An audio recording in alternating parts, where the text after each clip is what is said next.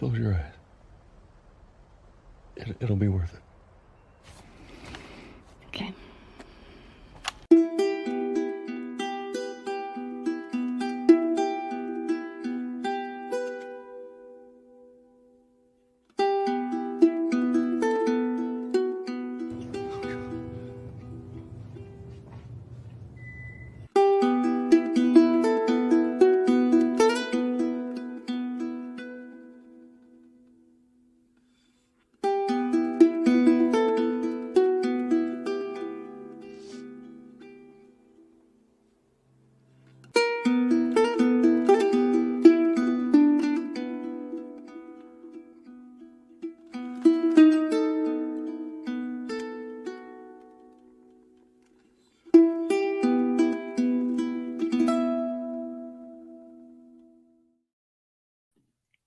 Welcome back to another episode of the wrap up for our final part of The Last of Us HBO discussion, of course, on where Heartbreak Feels did. That's our main thing.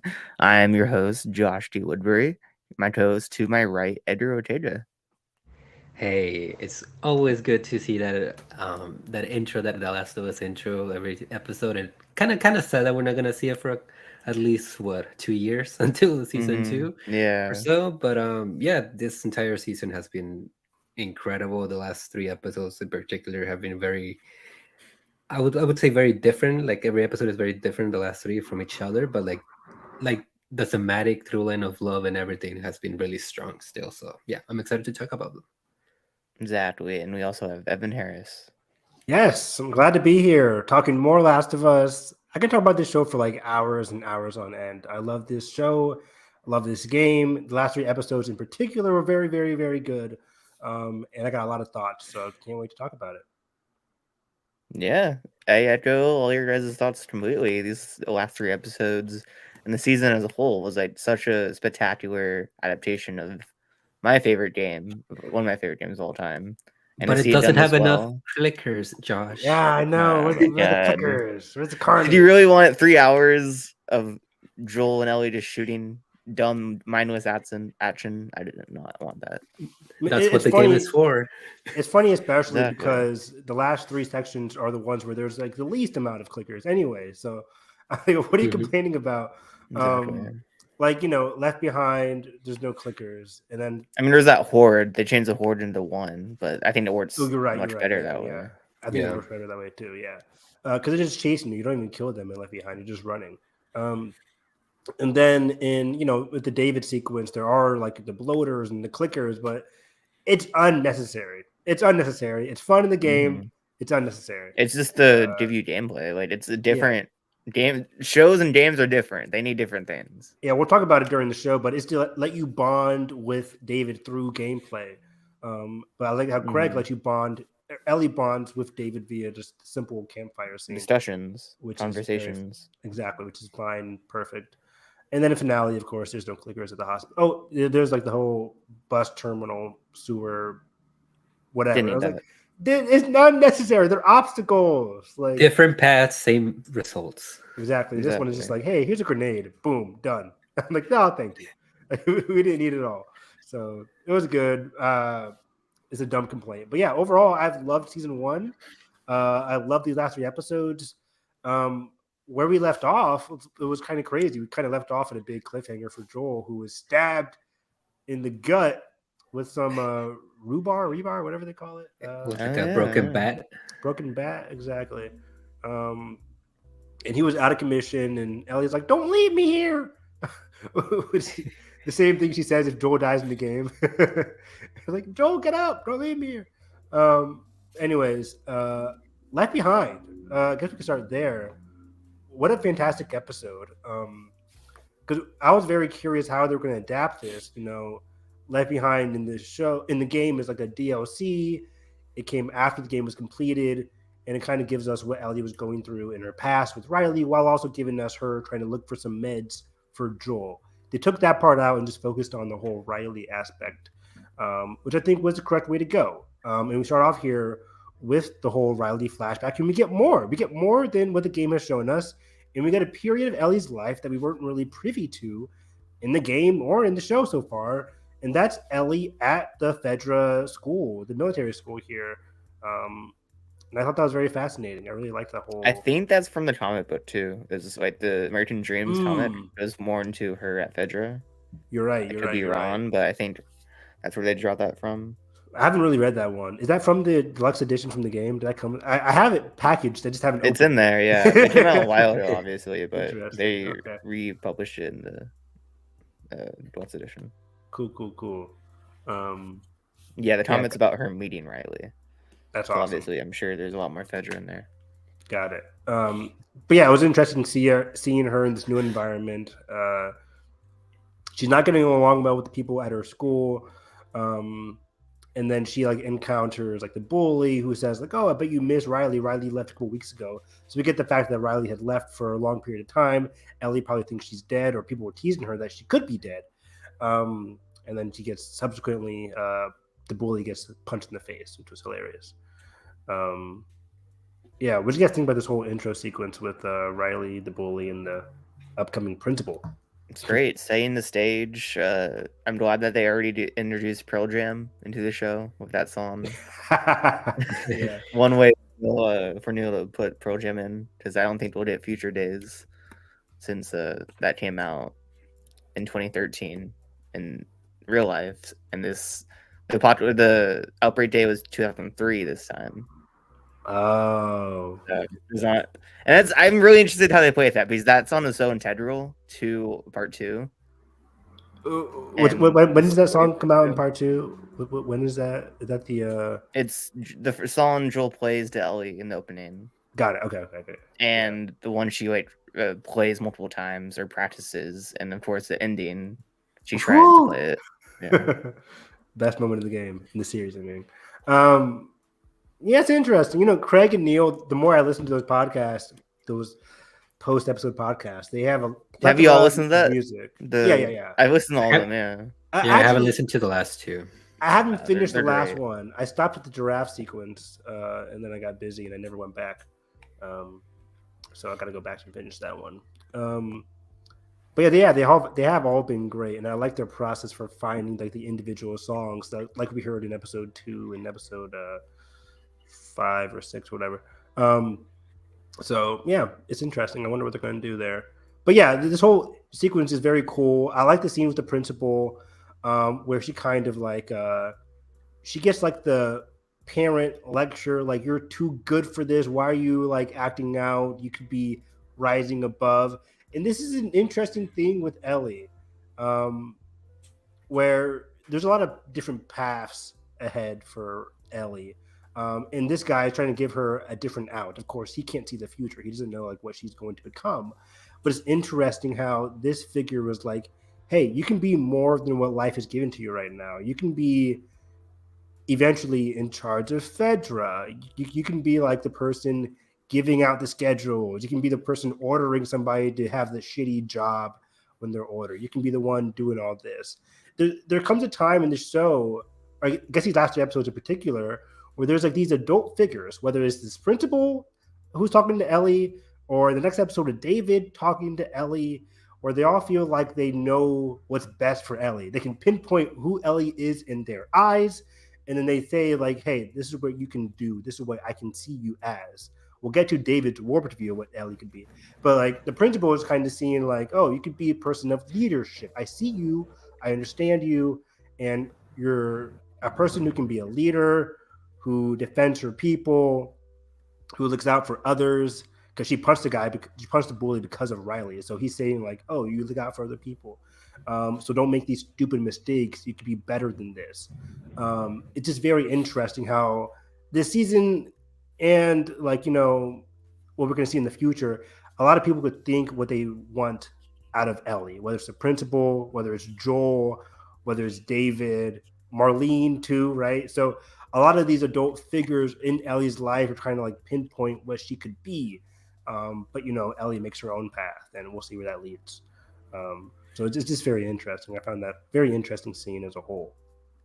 It also like establishes one of the core like arguments of the episode throughout. Like it's kind of showing you a different version of Fedra. Like it's not just like, "Oh, they're the bad guys." Like no, like this is like a system, like basically like our current government system. Like there's good, there's bad, like and that's one of the things that that's very interesting about like the mindset that plays out in the episode between Riley and Ellie about like, oh, you guys are the fascists, but like, oh, your government is like shitty or whatever. Like it's that entire Yeah. dynamic is like established here in that entire And the season. dynamic's also heightened later in an episode when Riley reveals that like Ellie's going somewhere. She might be this officer. Then she was like given janitorial, like Yeah, given sewage. She's Like given the that Finn dynamic job. there. Yeah. Sanitation. Yeah, that's so right, you guys. I really like how, and it's important because in the game, in contrast, we fight a number of different people. We fight the Fireflies, we fight Fedra, we fight these hunters. But Fedra, we never really get a good look at Fedra. And the show is doing a good job at telling us like Fedra, just like everybody else, are just human characters. There are a lot of bad people in Fedra, as we saw That's with episode the 3. whole theme of the games is morality. There's no good Right? or bad. There's no good or bad. Like there's human people. As she's talking to the principal, she looks down and sees a photograph of like this leader, whatever the guy's name is, with his daughter, right? And the guy turns away the photo so Ellie can't see it. Like Ellie's kind of getting like a bit invasive there. But the guy had a family, whether she might be dead now or what else, he had a family. So we get the sense that Fedra are just people, in contrast to like what we heard about what Bill said, where Fedra took people even though they might not be sick and just killed them. We know there's that side of Fedra too. But it's important for the show leading up to the finale that Fedra is not just all bad. There's also some gray area too, especially post episodes 4 and 5 with Kathleen, where like people revolted against Fedra because they were doing so many shitty things, but then they were even worse than Fedra. So like it's very interesting. So many perspectives here. yeah, and I also like one of the lines that Riley gives Ellie once they like come back together and they go on their little trip on their way to the mall, whatever, and you have this conversation about like about Ellie kind of trying to seem cool that she like beat like I think the girl's name was Bev or something like that. Yeah. That she beat Bev up and like trying to like almost like make Riley proud, and Riley is like, you can't really like you shouldn't be like fighting like constantly, like you should like pick your fights and like see what's important, and like that's a really like I feel like people really like picked up on that line about like you can be fighting everybody and everything, that you have to choose like what's important. And that's a really important core of what's gonna happen, not only what happens later in the season in the last 2 episodes, but like what's gonna happen season 2, season 3, what etc. Exactly. Wow, I didn't even think about that line, but that's true. Like Ellie, wow, that's a good line because like the whole show is about love, and like that line in particular is about like Ellie picking and choosing how to really express that love through anger, through violence. Like she fought the bullies because she loved Riley, and then she's going to do a lot of things in the finale because she loves like humanity, right? She's choosing what to do, even though she doesn't know like the eventual life or death outcome. It's just that like she likes to she wants to like have a purpose. And then in season 2, maybe season 3, we're gonna see Ellie go on a rampage, not really picking and choosing. She's gonna be going on a rampage, killing everything she can, based on just pure revenge. And I can't wait to see it. We'll talk about where I think season 2 and 3 could go because it's very interesting. We have a lot to talk about that. But yeah, overall, yeah, I go back and forth all the time, like what season 2 could be about. But yeah, this whole Riley thing was very interesting. I love seeing, just in general. I'm forgetting the actress's name. Riley's actress. Storm Reed. Yeah. Storm Reed.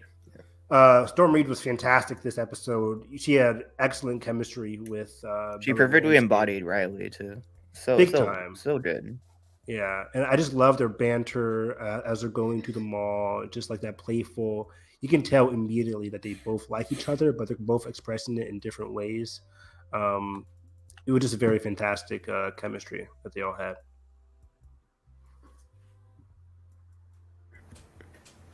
Who's gonna get an Emmy between everybody in the show? Because every episode I was watching, every episode of the show was like Emmy. Adriel and Bella definitely to be nominated.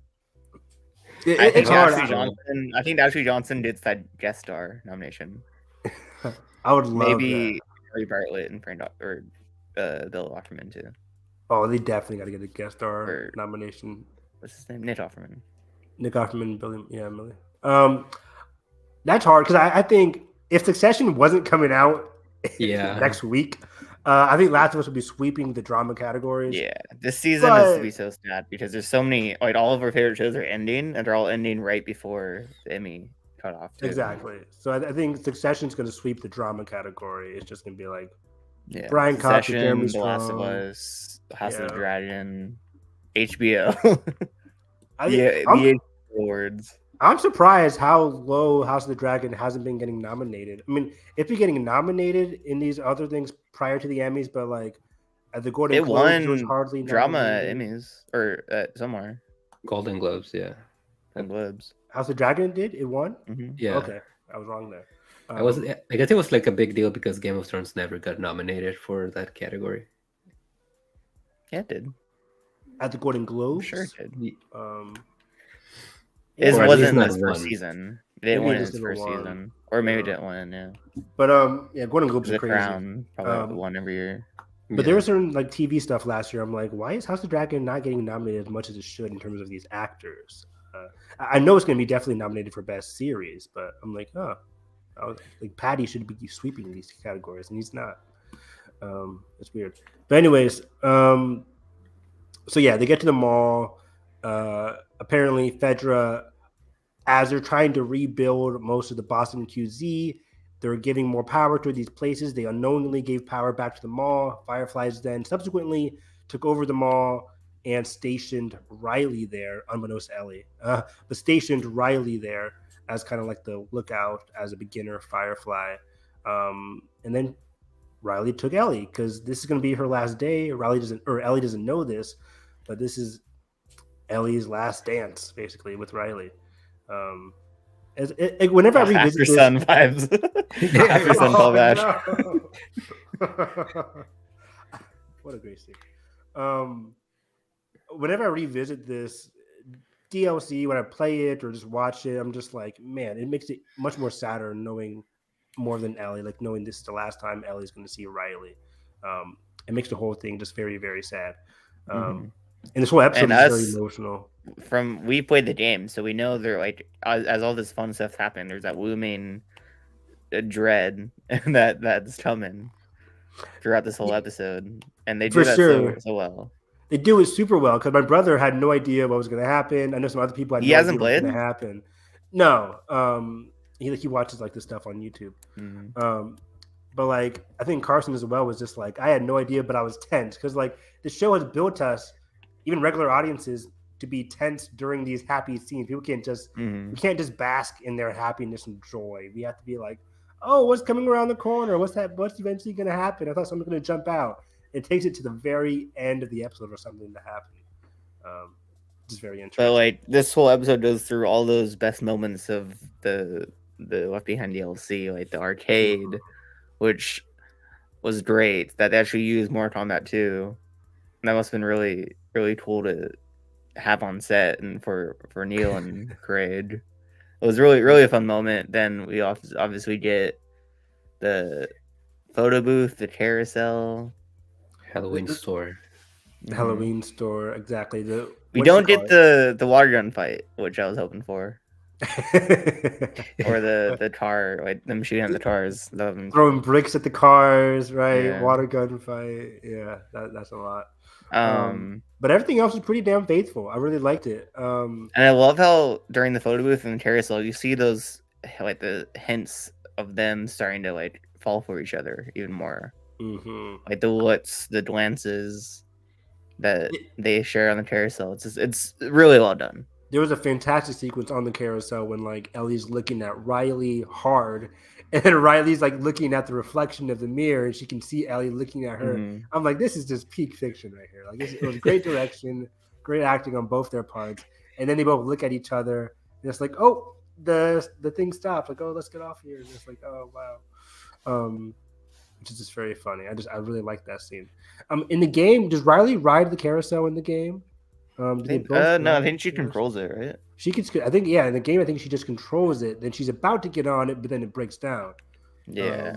So I like it here where they're both riding it, and they both have the chance to like bask in that joy, look at each other, like really see the feelings for the audience. It was just a really good scene between them. Yeah. It's kind of like interesting to see like Ellie's first love in a sense in the show, and then we're obviously gonna get eventually Dina, hopefully next season. See how that develops. I mean, Like we already got it this season. we already got it this season. Technically, yeah. Yeah, this is Riley as a character is like the prime example or the prime use of Ellie's first love. This is the first big connection that Ellie has ever had in her life. She never really had a mom, and she had Marlene, but Marlene was never really there. We'll get into that, but Riley was like the first person she had a deep connection with. But then Joel came along, and Joel's kind of like filling that Riley role in terms of like deep love, which I think is very important because, like, we've been talking about the Left Behind sequence, but in the present timeline, she's caring for Joel, who can't really care for himself. He's sick right now, and she's like wondering whether she should leave or stay with him, which builds upon this flashback where she didn't leave Riley. It was just a fantastic use of the flashback here. Use of that in, yeah. Towards the end of the episode when that happens. So good. But yeah, the whole Riley thing was just fantastic. I really did love the photo booth one because it felt just so raw and genuine, just like the game. It's like there's like counting down. Oh, which one should we do? Like it was just so free and interesting. I really same poses from the game too. Yeah, it was great. I'm like, they really understood. They really got the assignment. It was fantastic. That's what happens when you have the fucking creator of the game show run the series, guys. Yeah. More studios need to go that direction with these adaptations. And in regards, hopefully, because this show was such a success, hopefully that becomes a new normal. I don't trust Hollywood. Or not new normal, but like we see it more often. Yeah, especially like in these. Have more attention and care. Exactly. Like in these live action adaptations, they've just been floundering by doing like, let's do the younger version or the prequel to the Tomb Raider. Or in Uncharted's case, have younger Nate with moments from his oldest game. It makes no sense. No sense whatsoever. In Tomb Raider is like, let's see the fun before like the action sequence, before like the Tomb Raider has become Tomb Raider. I'm like, just give me the actual game. Or like Mortal Kombat, where it's like, let's give us a movie before the tournament. To be fair, Tomb Raider is an adaptation of the newer Tomb Raider game, which is her becoming Tomb Raider. But even then, like there's not much care put into it. Exactly, it's a dry adaptation, and then the movie ends with her being like, "Now I'm actually Tomb Raider," and we're like, which isn't really like what the game was. Alicia Vikander was good though. She was really good. I really wanted her to be back, and now they're rebooting it again. But yeah, all these games are just not really adapting it well, and the fact that we're getting a series for The Last of Us just makes it much more approachable. They did the right thing in making this a series. I kind of wish Ghost of Tsushima was going to be a series, but I'm optimistic. It's a movie, right? Yeah, I'm optimistic for the movie still. Yeah, I think that story is kind of like not as complex. It could be fit into like a 2-hour movie. Yeah, I mean, it was something I complained about when I played the game. People were like, "Oh, it's the best game ever." I'm like, the game's pretty simple. The story's pretty simple. Dense, yeah. But the gameplay is fantastic, and that's why I love the game. So hopefully, Chad Stahelski does this thing there. But yeah, as we kept talking about for this Left Behind, there's like that impending dread within this whole thing, and there's like two moments that really add to that dread. The second one, of course, is the zombie itself. But the first one is when like Ellie figures out why Riley has been doing this, 7 wonders of the mall this entire time. They go into the back of this fast food joint. I forget what it was. Was it Subway or something? Whatever. It was like a Mexican place, like a taco place. You're right. Yeah, it was like a taco nacho place. And then she's looking around. There's like a joke book thing. But then she finds grenades. She's like, oh, not great. I love that moment. Because like it goes back to show like that both sides are not necessarily right or wrong. Like both of them have their ugly sides to them. Like, and the fact that like how Ellie says that, oh, like I was not gonna try to like, I was gonna prevent them from like bombing like schools or whatever. Like, you're just a fucking kid. Like, do you think they were gonna listen to you? You're Mhm. just like their like little rat spy in the city. Like, Mm-hmm. Like you're not you're the beginner, so you don't have that much social power or social clout within the Firefly organization. And yeah, as a whole, this episode did a very good job of like priming us for who the Fireflies are, without necessarily seeing a full-fledged Firefly outside of Riley. Because like we saw them in the first two episodes with Marlene, and we kind of just like we knew them as kind of like a rebellion against Fedra. But in this episode, we see like Riley's a part of Fireflies. Are they taking kids now? They have these grenades which they could be using against like innocents. But then Riley's like, hey, they won't be doing this. So it's like, who are the Fireflies fighting for? Are they good? Are they bad? Again, it's that morally questionable thing building up to the finale where they're actually going to be killed in mass by Joel.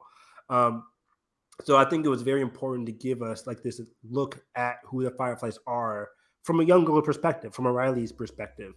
And I want to fast forward a little bit. I want to talk about how, well, in the finale, we realize the Fireflies are doing they're doing a just thing in terms of like saving humanity. They got to unfortunately kill Ellie, but it's looked at, depending on who you are, in Joel's sense, is looked at in a bad way. But I like from Riley's perspective how the Fireflies did good for her. Riley had a family, unlike Ellie. Riley had a family. That family was then taken from her. Ellie never had that experience of having a family who was then subsequently taken from her. Ellie was just always alone. So that's why Ellie gravitated toward Riley so much, because this was, again, her first big love. For Riley, though, she had a first love, and that was her family. And then came Ellie. So when her family was taken away from her, the Fireflies, unlike Fedra, the Fireflies gave Riley a home. They gave her Mhm. belonging, and she liked that sense of belonging. And I find that very sweet. It's a very sympathetic thing for the Fireflies to do for And it shows the a difference young between girl. Fireflies and Fedra, where Fireflies can be this accepting force, I guess, Mm-hmm. or and the Fedra is just like this militaristic um organization that is taking care of you but not giving you a sense of home. Exactly. Um, which again, which goes back to the whole principle conversation with Elliot, where it's like, hey, you could do this and you'd be this, but it's like, again, it's him saying like what he thinks Ellie should be. Ellie's still like considering it. Um, he seems to be a good guy, but we don't really know, right? Because he's in charge of Fedra, and we know the Fedra in Boston isn't exactly the best. Hmm. Um, but yeah, so like the Fireflies are giving Ellie or giving Riley a home here, and he's kind of like, okay, this is kind of sweet. I really sympathize with Riley's like emotional drama per se going on inside of her. So that's a very sweet moment, which is just important to juxtapose this with what we see at the end, where in terms of like Ellie has to go, which is a different perspective on the Fireflies as a whole.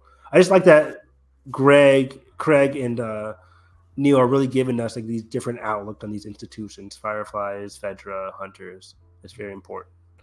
Um, which I think is going to be very cool moving forward in season 2, where we get like the wolves and the seraphites really getting their Definitely, perspectives as yeah. well. If it's anything like season 1, I have a lot of faith in season 2 and definitely season 3. But yeah, let's moving ahead a little bit, because prior to that, yeah, Ellie's upset at Riley, and Riley is just like, I'm sorry, but like again, the Fireflies, they gave me a home. I didn't want to be a sanitation person. I didn't want to just do this. And Ellie's like, well, you could have just told me. The important thing, I think Ellie's not upset that Riley joined the Fireflies. Ellie's just upset that Riley left her. And that's the big thing. It's like, oh, you're leaving me. She doesn't give a shit about joining the Fireflies. It's more so like, I mean, that's what she's claiming. Like, oh, they're terrorists. Oh, you can't be doing this. But more so internally, Ellie's just upset that her first love is leaving her. And she can't accept that. No. Exactly. Um, so it was just a very interesting scene. I love their whole conflict overall. And then Ellie tries to leave. Riley is she hears screaming, and then Ellie goes back, and then that's when the whole Halloween scene happens, which was very cool. Same mask straight from the game, right? In terms of Same like, song too. in the same song, which is great. Mm. Um, But then, like, we also see like there's a clicker who's been there for a long time because he's like when against they're the in the wall. arcade, hears Yeah. them like being inside and stuff, and wakes up. Exactly. So while they're like reminiscing, And or they're something like apologizing. Neil and Trade mentioned in the podcast, like their happiness is what caused their demise, I guess, in a way, because they're like being inside and stuff is what woke up Twitter, which is really interesting. Gosh. So it's basically like you can't have happiness. No. Or you can, it's fleeting. It's never fully lasting. Which is a big theme in both these games. Like, you can have a love, but it's fleeting based on your own choices. Basically, the choices that you make determine how much love you really gonna. And that's very strong in part 2. For sure. So yeah, the clicker then, as they're apologizing, comes and attacks Riley and Ellie. It was so sad. I'm like, oh my gosh, like. Like I've watched this, I played this so many times. I'm just like, can we just defeat it and just be happy? I think it's not as scary or I don't know, it's impressive that they made it as scary as a horde when it's just one Twitter, because that's what they made this show a bit more grounded than the games, where one Twitter can cause this damage. Yeah, exactly.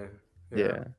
That's what it kind of makes it like even more special for me. Like, and I don't get the complaints about the lack of clickers, because like it only takes one of those things to like destroy your entire. And also, like, existence. The best monster movies are when they're barely in it for most of it. Like when they're used sparsely, it's way more effective that way. Obviously, like Jaws and Until at the End with Jaws, and Alien, here I think that's more effective. Is to have them in sparse amounts, is like and have them be really scary when they are in it. Exactly, like episode 2. Not everything's going to be 28 Days Later or World War Z. Right? So it's like not everything can be full on running zombies chaos. Like, I like the short, sweet surprise. It makes it more personal, makes it more emotional. I think it's just better executed this way. And I think the fight sequence is very well done. If you want to call it a fight sequence. The chase sequence. Chase sequence, yeah. And man, Bella, every episode Bella showcases just one big moment where I'm just like, this is when she realizes the bite on her arm. That's that's what I was gonna say. Like she looks at, or is Riley the one that like she sees Riley's bite mark? Yeah. Then Riley like points at hers. Yeah, and then she looks down and just that acting is just fantastic. And this is where we see the difference in character between Riley and Ellie. Like Riley is much more calm and accepting the fact that this is the end, or it could be the end. Whereas Ellie is she's filled with rage and anger, and she's smashing and throwing stuff. Which again, like I've been saying, foreshadowing. Yeah, Ellie's first emotion is usually going to be a quick second of fear and sadness, and then most of it, 90%, is going to be anger, lashing out, just an emotional outburst. Like in the Nets episode, she's a violent person. She sure is. When push comes to shove, that's her nature. Exactly. That's what's in the next episode. Yeah, you have a violent heart. That's the line. Violent heart. Yeah, violent heart. It's so interesting. Where I don't think Ellie is innately violent, but like what we see in episode 1 when Joel saves her, she was like, the famous quote, she was activated.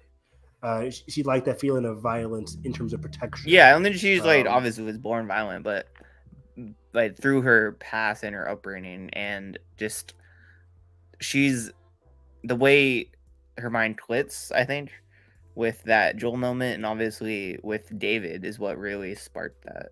Yeah, I think we see it build throughout the season until David, obviously, that fundamentally changed her. For sure, as it should, honestly. Yeah, it's as anyone. Yeah, exactly. I think specifically, it's when something, somebody is totally against her, like life and death, of course, but also when she's protecting or lashing out on love. It's like the cause and effect of love for Ellie. Yeah, somebody harms the one she loves, she's gonna lash out. If her love is in danger, she's gonna lash out. Just like Joel. Just like Joel. Mhm. Exactly. Yeah, they both healed each other this season, but they also both brought their negative aspects to each other as well. Mm. It's very interesting. They're overly emotional, if we want to put it in simple terms. Yeah. Yeah, they're overly emotional, but also very guarded around each other as well. Very protective. Yeah, Obviously. because they're overly emotional, but they're not ones to just say, "Hey, I love you Yeah. too, good night." Yeah. It's Like like they that's not say I them. love you through the without saying I love you in the most like honest Through their Exactly. way. actions. Yeah. Yeah, it's mostly through their actions and through, yeah, it's through their The most legs and roundabout arms. ways. Yeah, through their legs and arms, through their actions more so than their mouths and what they say. Um, but Do we yeah, want to jump into yeah. David? Let's jump ship here because No, we did we what? did the ending where like she has that conversation with Riley. Mm. Hey, let's just be all poetic and lose our minds together, and let's just hold out. Let's every minute we have is meant to be together, and that cross cutting with her decision to stay and help Joel is like perfect at end. I thought, yeah, fantastic part of the episode. It's really the crux of the episode there, where yeah, she was stuck deciding whether she should I stay or should I go. She had no idea what to do there. But then thinking back on Riley and how Riley said like there are two choices or whatever that we can do, and Riley's all about like staying together. Let's go crazy together. That's what Ellie chooses. Like stay with the ones you love, basically, no matter what. And that's really when she turns around. She gets the stitches. She goes back and saves Joel. And it's a very emotional scene because then Joel starts tearing up a little bit. It was just a fantastic scene between Pedro and Bella there as he's struggling to stitch him up. So yeah, I think Riley had a big impact on how she's going to be treating Joel in terms of like staying with the ones you love, fighting for the ones you love, no matter what the cost. Yeah, it was just a very good scene. I love this episode in general. But yeah, I think that's about it for episode 7. So let's dive into episode 8, which I thought was phenomenal, just phenomenal. Can I just say that I love that we actually get to see the people that David is supposed to be protecting, that he's supposed to be like guarding. Oh my I love gosh, that expansion. Edgar, you're so right because this episode starts, and this is the episode I've been anticipating the most, probably minus the finale, all season. Because I'm like, David's one of my most favorite characters of the series. Not because I like the guy; he's awful, awful, awful, awful. He's just But so interesting. he's so interesting. And they make him more interesting. They made him more interesting because I am a creature, which like just adds so much more complexity. For sure, I played this game millions of times, and one of the big questions I've always had is like, why does David like Ellie? And the game never really goes into it. I like how subtle the game is, where people can have their own different interpretations of why David is so gravitated towards Ellie. You can assume it's something pervertish, or you can assume it's something more so where he's like, I like this violence in you, Ellie. I like it. Please, like, stay with me, kind of thing.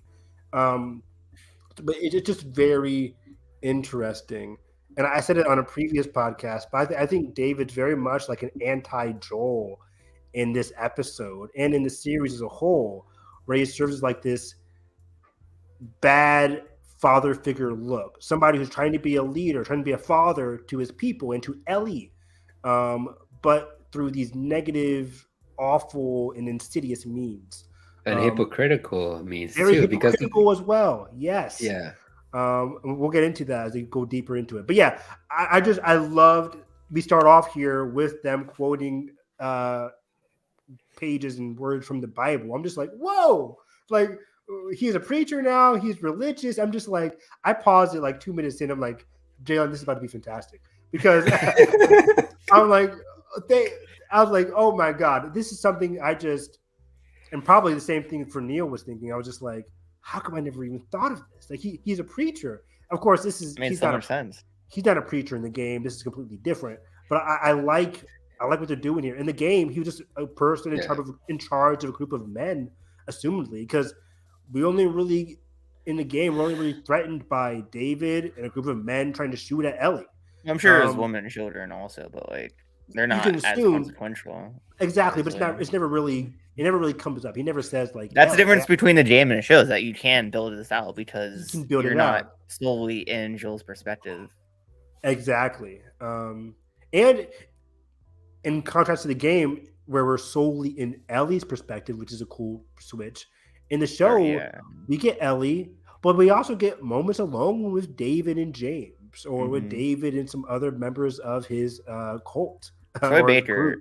fantastic job as James too. Troy Baker did a fantastic job as Crushed James. You're so right.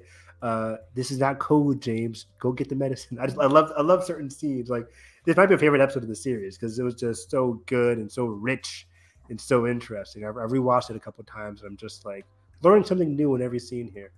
But yeah, just like this whole Bible verse here where he's in this lodge talking to a whole group and of it's people.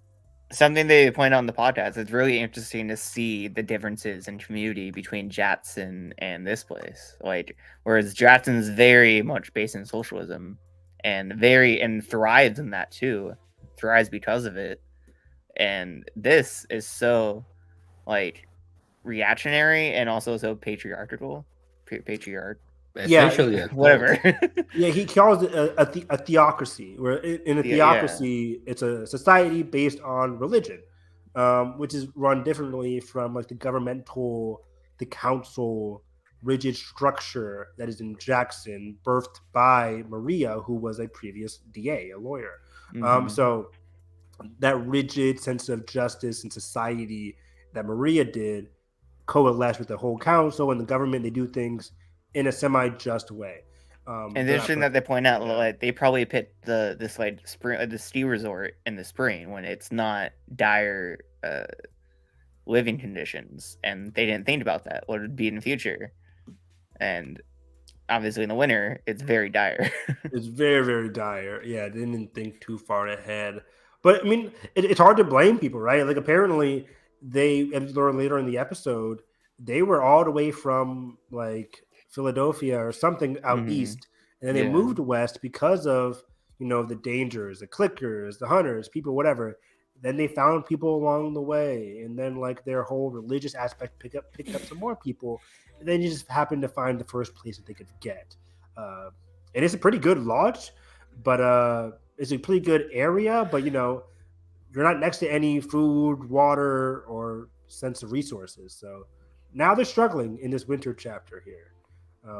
And David's words can't really save them, no matter how much he tries. Yeah, and I love how they sprinkle like we know something's up, and of course, since we played the game, we know that there's something up. What are they cooking? What are they cooking? What are they cooking? That was so funny because I watched the episode with several people several times, and like nobody got the hints whenever meet, like, and I was just like trying to see like if they would get the hint, but they wouldn't. I'm like, oh. It was a lot more subtle in here. It's just a lot of nods and glances, and it's just nods and glances. Where you're like, oh, they're not good people. You don't realize, it's hey, venison. They're not good people who eat. Yeah. It's venison, right? No, it's not, because we'll get into that because I'll cut to it right now. But like, it's a very funny scene when the chef comes in with the food and it's like, oh, it's venison. But I'm like, no, because earlier in the episode, David was like, hey, we're struggling to find food. I heard there's some deer in the mountains. So you get the sense that the deer they brought in after the guy says it's venison. I'm like, wait, if David's bringing in some venison now, then what did we just eat if you just claim that's venison? And that's why the gears should be turning for people. But they don't really put two and two together, but until we do. There's also, I want to cut to this real quick, that there's a scene later on in terms of like the whole cannibalism aspect where it's like eating the food, not venison. And I'm just like, is the little girl who is upset about her father dying from Joel, is she eating her father? Yeah. Should we be thinking about this? Yeah, they are. This idea of consumption and eating, and I'm just like, not great, Bob. Not great at all. There's a famous episode. Have you guys watched Criminal Minds before? No. No. No. There's a famous episode of Criminal Minds where one of the main serial killers was a cannibal, and they defeated him at the end of the episode. Spoiler alert! But they have like this whole grill out thing, and they don't realize that they're eating some of what the serial killer like contributed to, and they're like, "Whoa!" Like, "Oh, we ate some meat." It was very horrifying. But anyways, yeah, it's just like this whole idea of cannibalism and David having to succumb to cannibalism is just another really big thing. Because actually, I do believe that he wasn't just always like this. He wasn't just like, "Hey, I want to eat some humans today." No, it's because of the harsh winter, and they didn't exactly think ahead. They didn't realize that it would be this bad. It adds some complexity to. But also, I feel like it also adds to the mentality that he has, that he was liberated by cordyceps. And what does cordyceps do? What do they eat? Humans. Yeah, that's true. Yeah. And also it adds to the despicable nature of it all, because okay, eating people is not great, but the other bad part is like he's not telling people, and this is big. I think information in everything is power. I talk about this all the time with Survivor. But I'm just like, if somebody's holding, I got to take everything back to Survivor. I know. But but like the fact that he's not telling people this, it's so he can maintain that position of superiority. That he can maintain these secrets and these lives of people, so we can then back himself up with these religious subtexts, with this whatever. So again, so we can keep this higher plane of authority compared to other people. I'll get into it later on in our discussion, but David's got a character where he looks down on people who are below them or below him, but he also likes that people are below him, and he likes Ellie, who he sees a kinship with, but he also wants to be above Ellie as well. So it's very interesting. Yeah, all his other people are sheep basically, and he sees an equal. He sees an equal, a predator. Yeah, but then, as Edgar mentioned earlier on, he's very hypocritical in his words. Where, hey, Ellie, we're equals, but also he wants to be over Ellie. He wants to be like that father figure to Ellie. He feels like there's things he can teach Ellie, and that she can learn from him. So I'm just he like, wants do you want to reproduce too, like cordyceps? Exactly. So it's very, and he wants to love like cordyceps. Like I love how they keep mentioning that. Yeah, he's very insidious. It's very interesting, but yeah, there's so much to get into with this episode. But we can fast forward to like when David first meets Ellie. Very cool scene. Where we Ellie, get the rabbit. The rabbit doesn't die when she's hunting. I know, that was a great Easter egg. Contrary to all like the big reactions, it was like, "Oh, the rabbit's gonna die," and then nope, it's still here. The deer does die though. The deer does though, yeah. The deer does die. I like the scene with David and James. They're like, "Should we take this? Let's take it before somebody else comes around." It was just a very human moment between those two. It's like, shit, let's just take this thing. Of course, Ellie does run up to them, say, "Hey, don't take that. I need it." And I love, just from the acting alone from David, I want to pull up the actor's name because I don't know his name right now. It's escaping me. But he reacted to this so well, where he instantly sussed out who Ellie was, a little girl alone holding a big gun.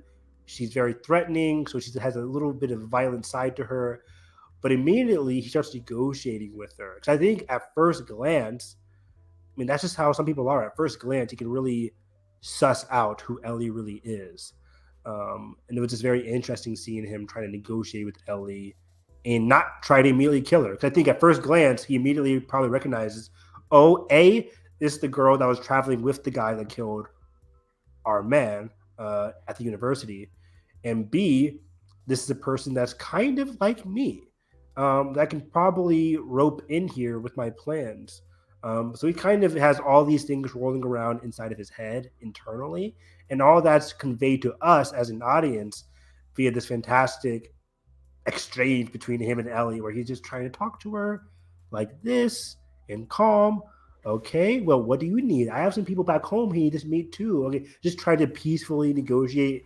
And again, great job on Troy Baker, who's just looking at David like, what's really going on here? Because just like David, James can also immediately suss out, yep, this is the girl that killed our man. She should die. That's his first instinct. While David's more so like, let's keep her around. So it was a very interesting dynamic here. And eventually, he does say like, we have medicine. I can send my guy James here to go get the medicine. And I like, again, how I mentioned it earlier. He's like, this is not code, James. This is not code. This isn't, hey, go around and shoot her in the head. This is, hey, go actually get the medicine, which takes James by surprise a little bit, which is the first big crack in the David and James relationship. I guess it's second, because the beginning episode when David's giving this big emotional religious speech, the camera cuts to James, and you can tell James doesn't really believe in any of it, or maybe he used to, but doesn't anymore. What, Josh? He's also very hesitant to eat the meat too. He also very, very hesitant to eat the meat. He knows what he's cooking. Yeah. He's like eating the meat like Squidward in that one SpongeBob episode where he's just like, ooh, like I'll eat the Krabby Patty, but I don't like it. So yeah, that's very funny. But yeah, real quick, I like the whole James and David thing because I feel like from James, he was a person who really bought into the whole religious part. But as they got into the more dire circumstances, as they got into the more cannibalism, and as they really sussed out David as somebody who's not really telling him everything, he really started to break away, especially. And then Ellie, I think, is just like the straw on the camel's back between him and David. And that's why he really wants to kill Ellie. He's probably thinking later on in the episode, if I can kill Ellie, David can be mine again, and he can't be obsessed with Ellie. He's jealous. It's kind of like he's jealous a little bit, yeah. Which is just even though he sees himself as an equal, and David just thinks he's another sheep. Yeah, exactly. There's so many different layers and complexities to these relationships. This episode, man, it hits. So yeah, it was just a great scene. So David goes to get medicine. James and Ellie, or David and Ellie, instead of getting attacked by clickers, they go over to have a talk in this abandoned, I don't know, cabin. It's a sawmill, right? It's a what? A sawmill. Sawmill, sure. I think that's what was on the JM. Okay, I took your word for it. I don't know. I thought it was Kings Island. No, I'm kidding. Yeah, it's I think a sawmill works. But yeah, I wish I kept my notes from the episode. I wrote down some notes after the episode, but I lost it. But I remember really liking this campfire scene between David and Ellie. I think this is where David talks to Ellie about his past, right? Because Ellie's not really forthcoming. She's not really giving him her name yet. That's for later on. But David talks about like, oh, I used to be a math teacher. And all this stuff, by the way, is just teacher to preacher. Teacher to preacher, right? It's so fascinating. That alone, him being a teacher, adds an even creepier level to everything. Mm-hmm. This was a person who, cut to the end of the episode, he has like this pervertish obsession with Ellie, a child. Meanwhile, he used to be a teacher who has an obligation to protect children. It's gross.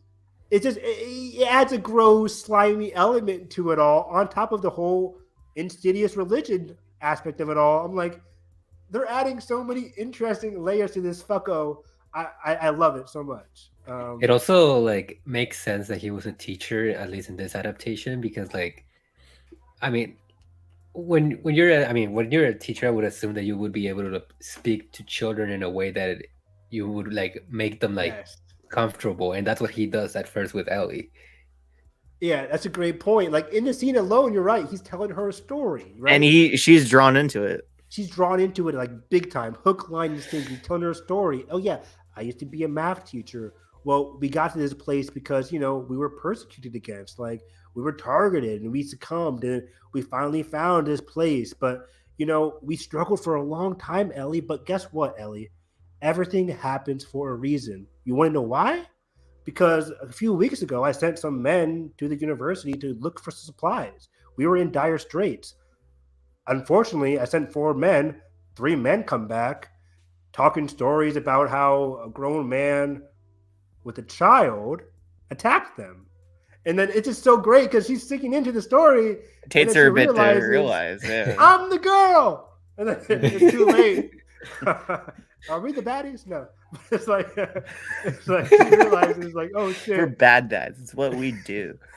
It's I don't know why fantastic. that line came in my head, but And then the camera like cuts to James. James is like right there, like, put the gun down, James. I'm like, oh, it's verbatim from the game, but it just adds so many layers to it because of the great performance from David and Bella.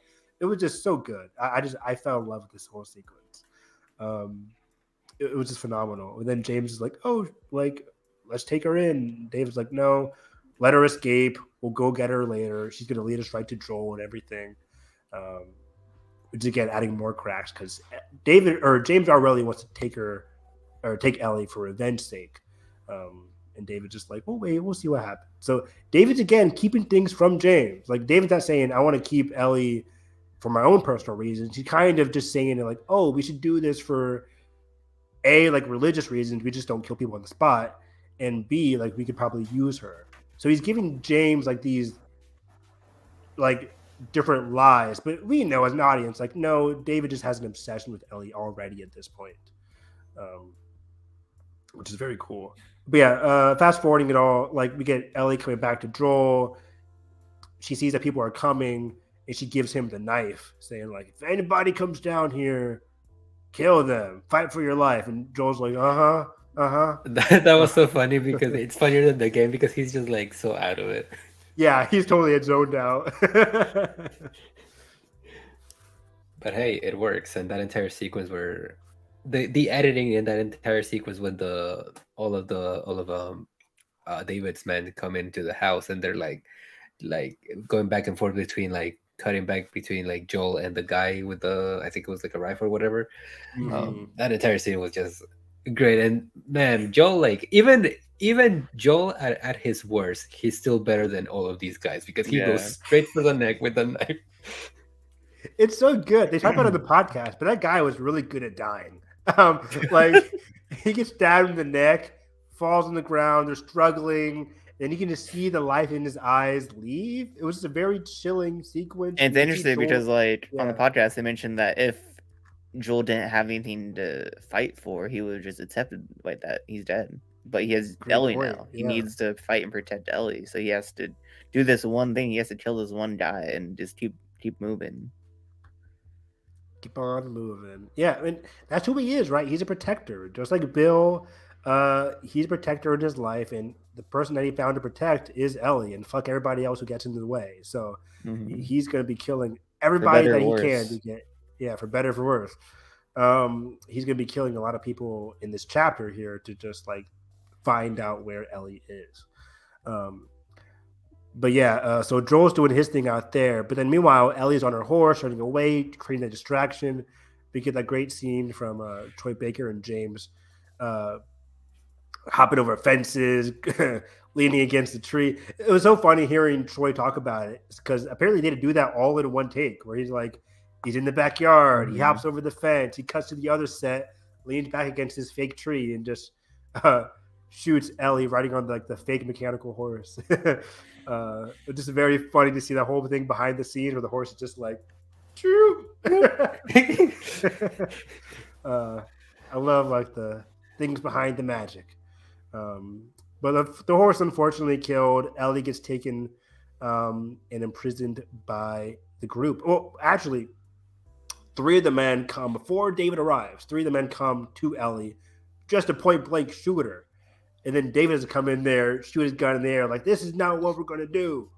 Because, again, I think David looks down on these people. He thinks they're sheep. He's like, you guys can't be killing my prize. Like, this is fine. I finally found an equal and you guys want to kill her? Hell no. So that's why he really wants to keep Ellie. That's not what he tells his group. He just tells his group, hey, we got to keep her. That's not who we are, guys. Not who we are. Lies. But that's what he's saying to protect himself. It's just so interesting. So yeah. So then we cut to Ellie in the cages. I guess no. I guess we can just talk about Joel's fight sequence. We can get that out of the way right now, because I loved the whole Joel interrogation sequence. I was Oh kind yeah. of worried this wasn't going to be in the show because people were hyping it up prior to the episode release. Like, this better be in the episode. I'm like, I don't know, man. This is going to be very Ellie focused, but I really want to see it. But then, yeah, Craig gave it to us. Almost Fantastic shot scene. for shot. Shot for shot, for sure. It's interesting because like we kind of see him do it with the in previous episode too. He tries to do it with the With the old Native that American old couple, right? yeah. Yeah. He says like the Native American couple was a lot more heartwarming. Where he's just like, "Tell me where it is. I already showed it to your wife." And the guy's like, Mhm. "Did you tell him the truth?" Yep. Are you lying? Almost like Or did you lie to almost him? like James Nope. and David that it wasn't code. Yeah, it really was. Mhm. So that was very funny. But yeah, we actually see like the violent aspect in practice here, where he has both of them tied up, one across the hall, one down the other side of the room. And he basically says like, "Where's Ellie? It better be right, or else like, or your words better match, or else you're both gonna die." And this is such a great interrogation technique because you win either way. It's like there's a win-win for Joel. Whether the first guy is lying, the other guy is definitely going to tell the truth, or the first guy is telling the truth. Then you just kill the other guy. You're good either way. It's a pretty flawless tactic, if I do say so myself. It's I'm great. excited to see in part 2 when Bella tries to do it. Hopefully they keep that scene in there. Does Bella try and Seattle. do it? Or Ellie does. No. I mean, like, I thought she tries to do it, but then Tommy does before her, right? I think she tries to do it, but she fails. Oh, you're right. You're You right. had Seattle day one, I think. Seattle day one. Yeah, you're right. Yeah. Yeah. Because day one she comes across like with Dina. She's like, oh, this is Tommy's work. So Tommy did it. And then Ellie tries to do it again. Later on. So yeah, they both. Tommy is successful. Ellie tries and fails. But yeah, this is such a great sequence. It's just so brutal because like I think for the audience too, like we all know how brutal Joel can be and eventually becomes, but for the audience and for just the narrative itself, we've been teased about how Joel has done these dark things in the past, from Tommy, from Maria, from Joel himself a little bit from what he said. But this is our first foray into Joel's true darkness, what he's very capable of. We get the sense this is why like Tess was so like glad to have him around as a protector. Yeah, it also kind of goes back to what Tommy was saying in their episode about like we didn't do things, we killed people, and it kind of goes back to like that aspect of Joel that he would go the extra mile that maybe Tommy wouldn't necessarily want it to. Very good point. Yeah, like this is the thing that Tommy was talking about. Like this is the side of Joel that he didn't want to be a part of anymore. It's like he's turned to a communist. He turned to a pacifist. He doesn't want to do all this shit. Unless something tragic happens. And then Tommy's going to do that shit. Teasing part 2. But yeah, so yeah, great sequence for Joel. And then the other things we really get for Joel is that like he's on his way to go save Ellie, but he's never really successful. Ellie really handles her own from the second half of the episode. But yeah, from here on in, we get some juicy, fantastic, complex stuff between her and David as she's in the cage. And this is where we get Edgar, where it's like, it's so interesting because David says, like, okay, and I'm paraphrasing, of course, but like, he's found his equal, right? Where he's like, I see you, Ellie. I understand you, Ellie. We're a lot alike. You have a violent heart, like I do, and we know he's a violent heart. Earlier in the episode, we didn't mention it, but he slapped the little girl. Yeah, because the little girl was all about like, let's take revenge, and he's like, no, your father might be gone, but and people could be thinking like, oh, he's talking about like Jesus, the God, the Holy Father, but no, he says, I'm your father now, right? Like he says he didn't say Jesus, he didn't say God, he just says, I'm your father. Your father's gone, but I'm always going to be here for you. Which again he's a religious guy, but he doesn't go to the higher ups. He thinks he's like the holy one. He thinks he's the almighty one. He thinks he's the wolf and everybody else is the sheep. So then cut to when he's talking to Ellie here in the cage. The setting here is important. She's in a cage. She's locked up. He's not. He already has this feeling of superiority just based on the setting alone. He has her caged up. However, even though she's caged up, he tries to appeal to her by saying, we're both wolves. We're both violent heart, Ellie. You care for your people. And he already thinks Joel is dead. That's also important. He thinks Joel was dead. He sent 3 men to kill him. And he already knows Joel was sick. So in this context of the conversation, he already thinks that Joel is dead. So he's kind of taking that, and again, I mentioned that anti-Joel role where he's like, I can be there for you. I can teach you things. You can be part of my group. We can help, lift this society up together. Right? Yeah, he's already acting like he won. Like this is like a done deal, basically. Exactly. He And just needs to convince her. He just needs to convince her. And add into the context that he's already like, him and James aren't really getting along kind of well. I mentioned this on another podcast, but I think he has like this Darth Sidious kind of thing here, where like picture James as like a Count Dooku or Darth Maul in a sense, and David is Sidious, and he's like, everybody I come across is weaker than me, and I use you, and you're good and all, but I need somebody with a violent heart. I need somebody more like me. And then Sidious comes across Anakin in the Phantom Menace. He's like, oh, perfect. I found this boy that I can eventually groom to be, subject to me. I think David is similar to Sidious, where he's like, oh, I finally found this child, Ellie / Anakin, and I can kind of use them. But we're equals. I'm not going to tell them I can use them. I'm going to say we're equals. And that's kind of like what Anakin kind of bought into, like, hey, we're equals. We can rule the galaxy together. I love you, Darth Sidious kind of thing. But David's kind of doing the opposite sense, or Ellie's doing the opposite sense, where she's not buying into it at all. But part of what David says isn't really wrong. We do know that she does have a violent heart to her. So it's very interesting where David's like doing these lies, but there's a little bit of truth within it as well. And Ellie's not really having it. It was just so interesting and complex. Yeah, this is where he talks about the cordyceps liberating him, finding like salvation in the pandemic instead of like, religion, which is what he's all about, but it's just like a cover for him to like use other people. Yeah, because he's not preaching to the people about like the power, the love of cordyceps. No, he's preaching them about religion, which again, I think it's so interesting because I think part of him does, he did find religion. Yeah, but he's also now using it as time went on, as things got more dire, as a version, as a way of superiority to keep himself superior by backing himself based off the text of God. But now internally, he starts talking about the cordyceps and how like the cordyceps like spread based off of their love, and he's spreading his love, right? His love towards Ellie, and yeah, this is where things start to get a little bit pervertish here. Yeah, that's what he says. Something like it only like it kills to protect its children, something like that. I think that's the line that he says. Something along those lines, yeah.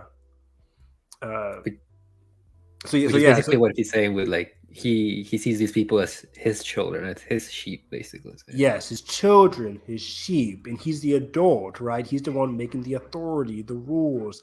But you, Ellie, you're different. You're not a sheep. You're a wolf. You're like me. We can actually do things here. We can make some change here. We'll see how these words are very different from what his true self is later on. But yeah, he's kind of appealing to Ellie about how like, hey, we're the same here. We can actually do some things here. It was just a very interesting scene. And he's backing that up based off of like cordyceps and like the love there, and the love that he found for his own people. But yeah, after the whole cordyceps speech, Ellie's not having it. Ellie bashes his finger, and then he says the great line. He's like, what did you say about tiny little pieces? Great delivery from David again, which is so haunting. So haunting. So Mark Rylance type of shit. I know, yeah. Scott Shepherd. Scott Shepherd, that's his name. He's so good. So good. Speaking of Emmy nominations, he's probably not going to get a nomination from this, but I would really love him to, because he just embodied David in such a creepy and really good way.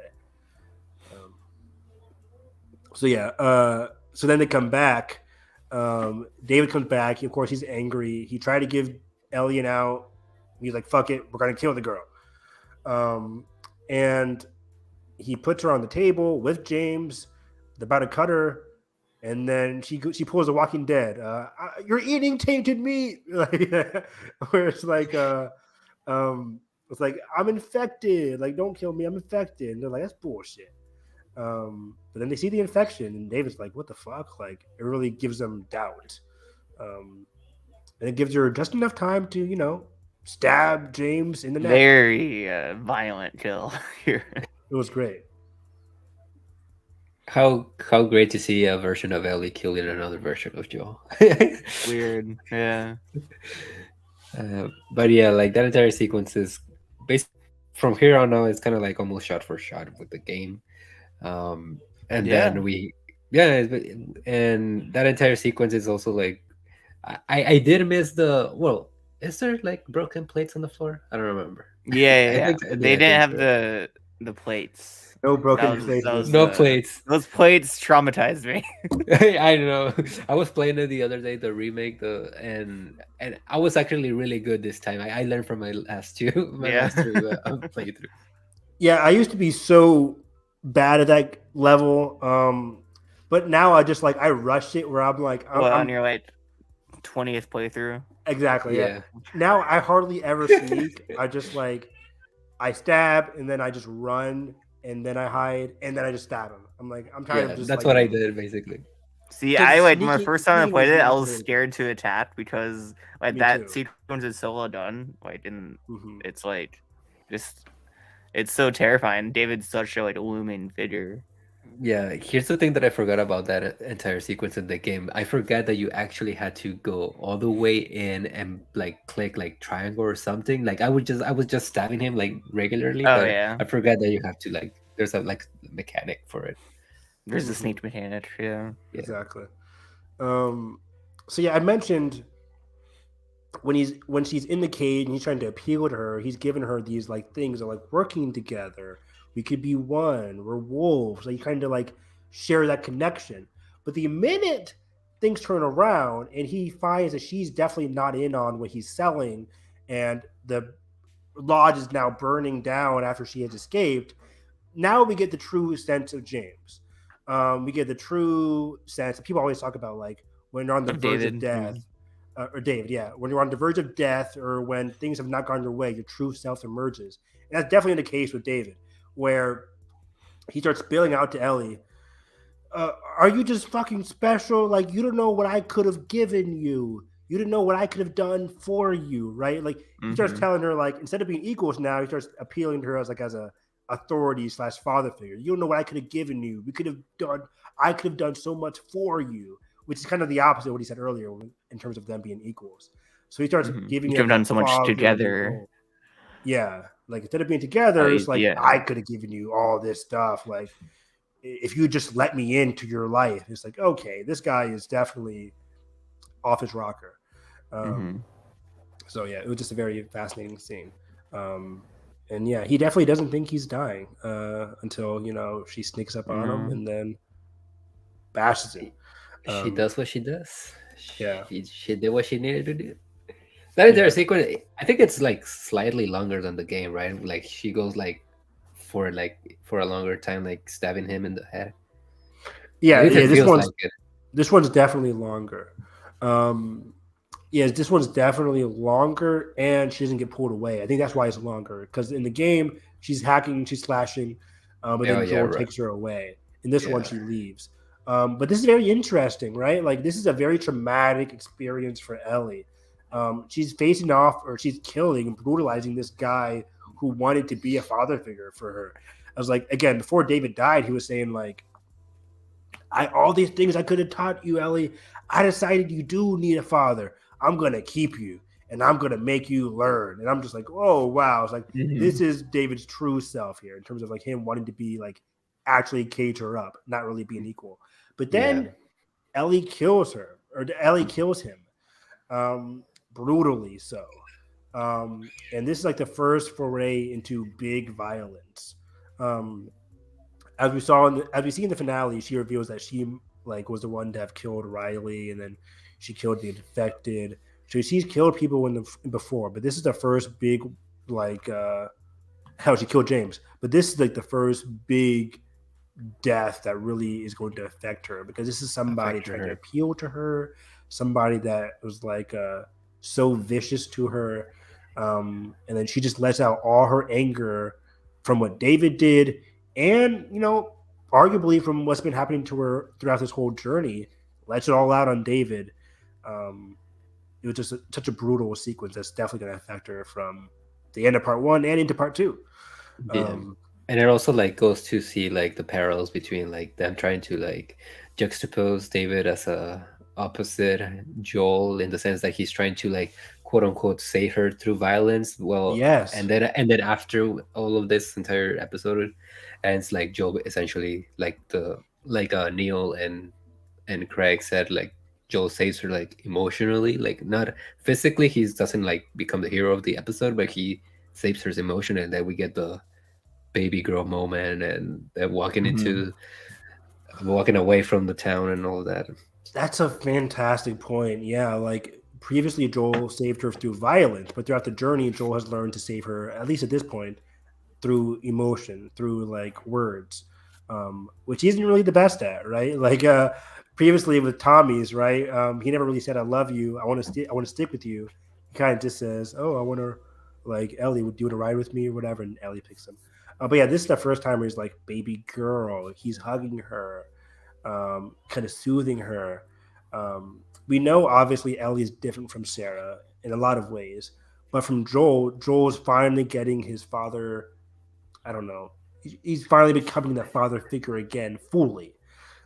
This is where their connection fully kind of goes full circle, in a sense.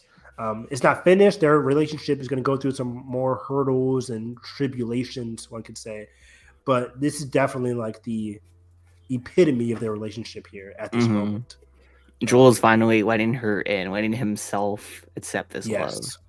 Exactly. Almost like in a redemption kind of way for himself. Big time. And we talked about our last podcast on Last of Us in episode 6. Where that scene where Ellie's like, everybody except for fucking you. And he's like, you're no daughter of mine. But then at the end, he does like decide to take her on. That was a big hurdle, but that was like the apex. This is like the downward trend. This is like the, okay, now we finally have come together. Now they've kind of like accepted, or Joel has accepted his role in her life. And it's not going to last for long. It's not going to last for long because, we're going to episode 9. Go to the spring season. Spring. Sunlight and rainbows, right? What should we start with? Ashley stuff? Yeah. Start with the cold open for this episode. Woo-wee. Go for it. Who wants to tackle it first? Let me see if I remember this one. Yeah, so starts with her chasing right through the woods. Yeah. Anna's getting chased through the woods by this runner. Yeah. Okay. Anna's getting chased through the woods from we don't know what, but we assume it's an infected. She finds this little house, which I don't buy. It's not the same house that Ellie goes to at the end of part 2. It does look similar, but it's not the same house. Yeah, there's a lot of conversation about that. But no, it's not. Yeah, because I think everybody immediately says like, "Oh, big field. Oh, house in the middle of said field. Tractor. Oh, a farm tractor. It has to be the same one." Yeah, no, it's completely random. Then she goes in that. But house I mean, and I do think it's kind of maybe symbolic, the fact that she was born in a farmhouse. Yeah. She goes up. She looks for someone. I think calls up for Marlene, right? Or does she just say, "Is anyone here?" Yeah, or Anna. Yeah, I think Anna just says like, "Is anybody here?" Nobody's here. She goes upstairs. Yeah, she's all alone. You obviously she's pregnant and probably in labor. Then she's terrified, and it's just really interesting that the thing that helped her, that pushed Ellie out of her was violence. She was Wasn't born out of infected. violence. Yeah. Yeah. Obviously, this she gets bitten. this runner insane. So you're telling me this one runner chased her out of the forest through this long ass field into the house, up the I stairs, mean, gotta eat. through the door. I'm like, oh my god, catch a break! Fuck The dedication of that runner. dedication. Damn, damn. I'd have been pissed if I'm Anna. I'm like, you gotta be kidding me. Yo, you chased her like 3 levels, but okay. It was determined. It was determined. Yeah, Anna doesn't make it. She So here's the thing: she definitely didn't cut the cord before she was bitten, right? No, she was not at all. Yeah. Yeah.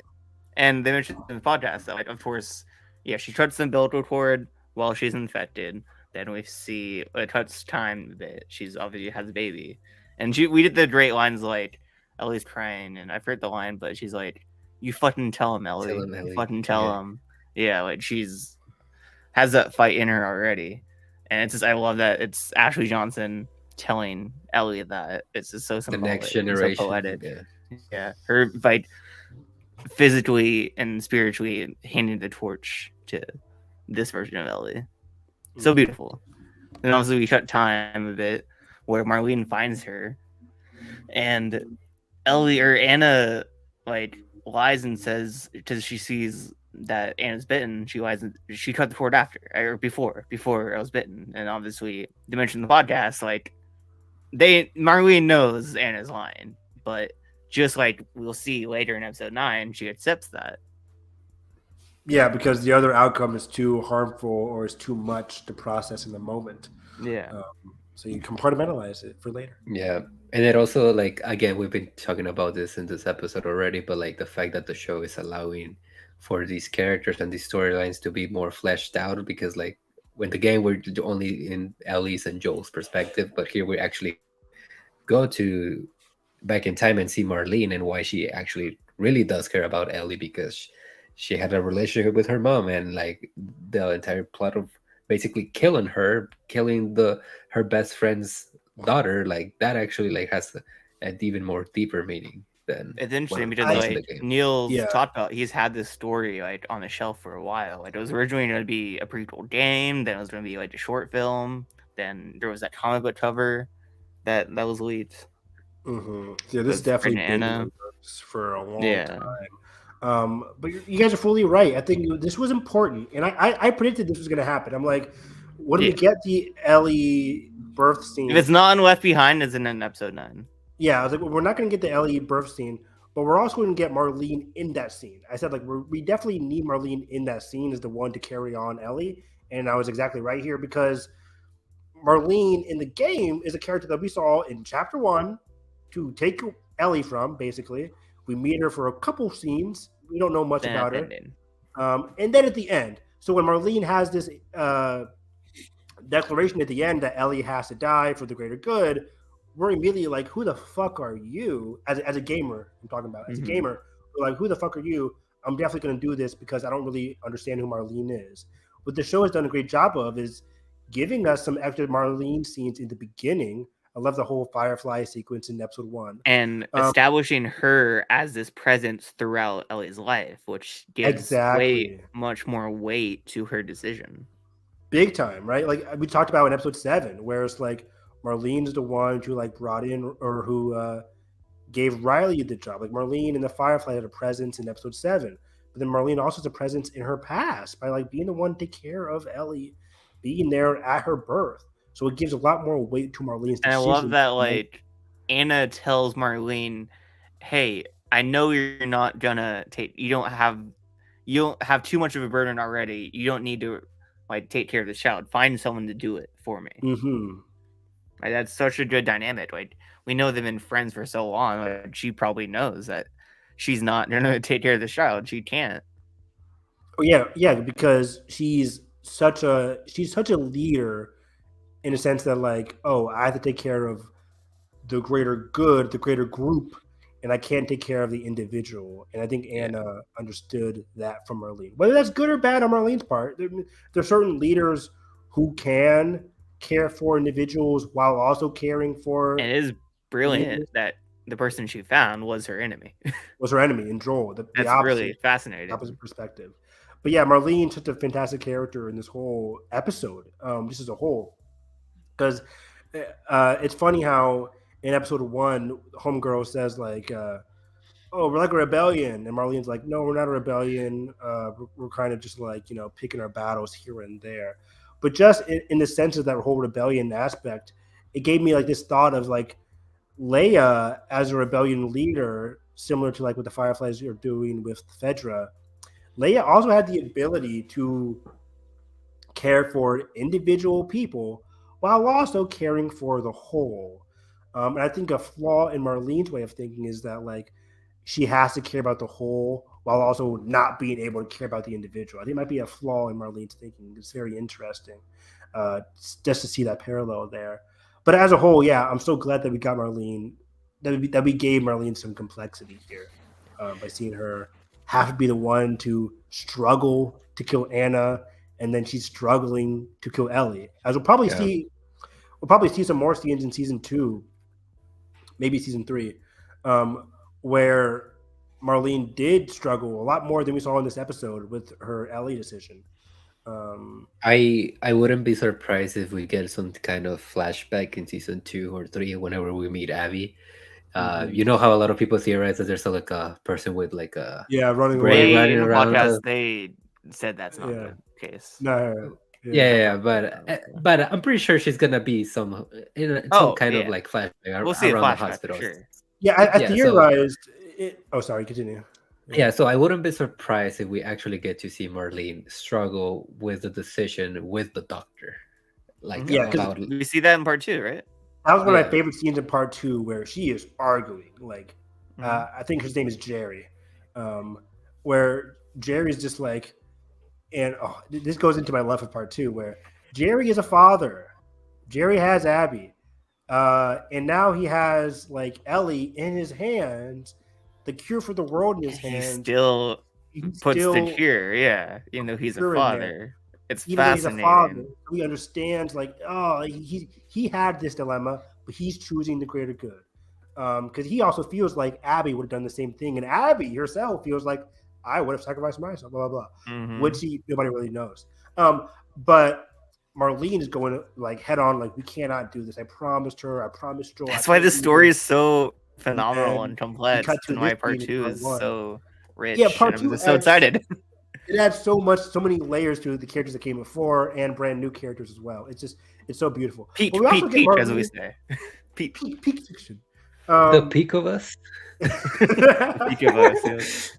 But even in part 1, like when Joel is trying to go, save Ellie, if you collect every single thing in the game, there's a number of different voice recorders along the way that goes into Marlene talking about what she eventually talks about in part 2, saying like, I made this promise to her mom. Fuck, why do I have to do this? I don't really want to do this. But it is interesting because I would have liked to see that a bit more expansion on the Firefly side.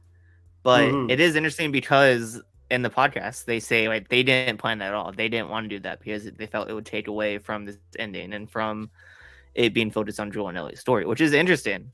But I could see that's why I'll see like we'll probably get way more flashbacks to this moment in part 2. Oh, can you explain that again? So they didn't want to talk about the Fireflies. They didn't want to expand on the Fireflies, give that perspective. Oh, okay. Of doubt. Yeah, to take focus away from Joel, basically. Yeah, they didn't want to take focus away from Joel and Ellie. Interesting. Like how they do in future episodes, like in episode 8, where they focus on David for the first scene. Yeah, they didn't want to do any expansion there, which is interesting. I think we could have used some maybe, but the show's not done yet. We'll probably do that. Exactly. Here's an idea. What if we get the Fireflies perspective of the hospital sequence as the opening for season 2? It's possible. I did totally see that. They need to fill. We'll get to it later, but I have so many ideas of what season 2 can be, and if my idea happens, they need time to fill. I'm still struggling when they fit in Abby. If they end season 2 with the big moment, with Yeah. spoilers, Joel's That's what I- death, which I think that's what I want. That would be a perfect cliffhanger. That's what I used They need to time think, for that Josh. season. They That's need what I something used to going. think, but now I'm leaning back. I'm leaning back I don't again. know what else they would do. Because if they do, it depends how many seasons of Last of Us they want to do. Let's just 3 talk at about most, it right now. or 3 Because at least. if they want to do at most 3, if they want to do at most 3, then ending season 2 with Joel's death means season 3 has to do the heavy lifting of covering all of That's why I part think 2, it's 4. which is impossible. But I think it's 4 seasons. if they do 4 seasons, then it's okay to kill Because they Joel didn't say at the 2; end they of- said multiple. Yeah. So it's okay if they kill Joel at the end of season 2 if they're going to do 4 seasons. But if like, they're only it's doing just so 3 interesting seasons, because you can't. the flashbacks and where they're structured and placed in part 2 is what makes them so effective. And just to have And all those flashbacks be chronological in season 2 would be interesting to see if they can pull it off that way. Yeah, we'll get to it because Yeah. I'm struggling with it. The more, and especially I mentioned it yesterday on My Cup of Tea, but Neil teasing like, "Hey, season 2 on the way," with the image of like the Abby fire scene. Well, that's Hammer. just a poster from part 2. True, but it's still like you're showcasing Abby. Abby's a character in my. I think she's definitely introduced in season 2. But I don't think we meet her yet. What do we see? I don't from think Abby? Ellie meets her yet. We just see all the Abby scenes without Ellie. I don't know. Like, Right? you could see the. It's very hard. I don't want to be cracking Neil right now because I love part 2. Some people have some issues with the structuring. I think it's they're brilliant. definitely going to play around with the structure. I'm fine with. Let's finish episode 9, then we'll do it. Yeah. So, where were we? So, we're still in the flashback. So yeah, Joe and Ellie bonding or trying to bond. Joel's the joke book. Again, as we mentioned, Joel has accepted his role as a father figure. He's trying to make jokes. He's trying to laugh. And just like in the game, we see that something's up with Ellie. She's traumatized. She's thinking through, like, she's changed as a person. She's guarded right now. Your guys' perspective, if you guys remembered, when you first played the game, what was your perspective on Ellie just like not following you guys around at this level? I was kind of taken aback because like Ellie killing David, I was like, oh, that was a brutal scene, but I didn't really seep into Ellie's mindset. So when I'm in the spring chapter, the first place you don't think about it that way, but like once after you're like, oh wait, she is fucked up because of this moment. Exactly. So I remember playing this level for the first time, like, why is Ellie is she sad because of like what's eventually going to happen? As a game player, I had no idea what was going to happen. So I'm like, no, maybe she's upset because of what happened throughout the game. It was just a very interesting dynamic. I think it's a mix of everything. Yeah, she's traumatized. She's wondering, will it actually work? Is she worth it? The weight of the responsibility. Does she need to do this? The weight of saving the world, basically. Like, there's a lot going through her mind. Yeah, and I think the show has done a phenomenal job at adding to that burden through small things. The Ellie and Riley, especially, is like, you could say, oh, number one, she has survivor's guilt. Riley died probably in her arms, and she survived. Tess died because of her. What? Tess died because of her. Because of her, right? That burden. Joel blamed her for 2 episodes. Yeah. She tried to save Sam, didn't work. Sam tried to save Sam. That was a big one where she's like, I have this cure. Let me try and save a close friend of mine, somebody who's younger than me. And she was unable to save him. So now she gets to this point where her goal is right in front of her. She has this big burden placed on her, and I think it's draining her. On top of that, of course, the whole David thing. And she's like, yeah, it's building. And she says the key words, it can't all be for nothing. And I think that's definitely that draft scene. They did it perfectly. I was crying. It's beautiful. The music's the same. Incredible. It's a real draft. Yeah. Which I didn't. Doesn't look like it, but somehow it is. It does not look like it, but oh wow! I think it's because the whole surrounding is fake. Is that what makes it kind of look off? Let me ask you guys: what is your take on the giraffe scene? Because everybody has their own different. It's one of the most beautiful moments in gaming for me, and now on television. I think it's executed perfectly. I think also for Ellie is like one of the last moments and probably in her life up to this point of happiness of like that child conversation is the last conversation between Joel and Ellie that's full of trust. Like they trust in each other 100%, and that's the last time that will ever happen. Very true. Yeah, I didn't even think about that. Yeah. Yeah. I mean, Yeah. Just like part 2, like she reconciles with Joel like literally the day before he dies. true, Spoiled. but there are moments of trust and happiness later on. With her birthday at the museum. I mean, but she isn't full. Like it's not the same. It's still in the back of her head. You're She's right. still like, hey, the ghost still hanging like over. she her hasn't fully, like their relationship fully changed after the hospital. Like they don't have that. Like, I just I don't know if relenting is the right word, but like undying love, unlimited trust, undying trust. Yeah, they don't have that anymore. But I'm curious because in the podcast, Neil, Craig, Troy, Ashley all had different interpretations of what Ellie was going through in the sequence. And that's interesting to listen to. Yeah, I was always on the side, for me personally, that this was a happy moment for Ellie, where Ellie's innocence is shining a little bit here. Even though this whole arc throughout season 1 is the loss of innocence, I think it's a bit of both. This scene in the giraffe is her just being like, hey, I'm happy, I'm smiling. So whenever I play the game, I'm like, oh, this is a happy scene for Ellie. But then, Ashley and Troy had totally different perspectives. They're like, oh, this is a sad scene for Ellie, where they're like, oh, this is where, because she says, like, can't fucking believe it, or something along those lines. Where it's so like, fucking cool. So fucking cool, yeah. The draft, yeah. Which Ashley interprets as like, oh, she's sad here because she lost so much innocence. And Joel's that she's cursing, like with just a simple reaction. Exactly. And Joel's like, I want to keep this level of innocence for Ellie. I want to bring back this level of innocence. That's why I want her to stop. That's why I want to give her the chance. But then, Craig and Neil were saying like, no, this is more of a happy thing. So yeah, which is very interesting how they. It's interesting to hear those like different viewpoints like within the creators. Like it's if you're watching this somehow and you haven't listened to that podcast, 100% recommend. It is so insightful and really entertaining to listen to. Exactly. But yeah, I think I'm leaning towards the happy side. But Josh, I'm also with you, where it's like it also can be a mix of both. Where it's like Ellie is experiencing genuine joy here, but it's not the same amount of joy as she would have had at the beginning of her journey. Because it could have just been something. It's happy, but it's not as happy, basically, because of everything that she went through.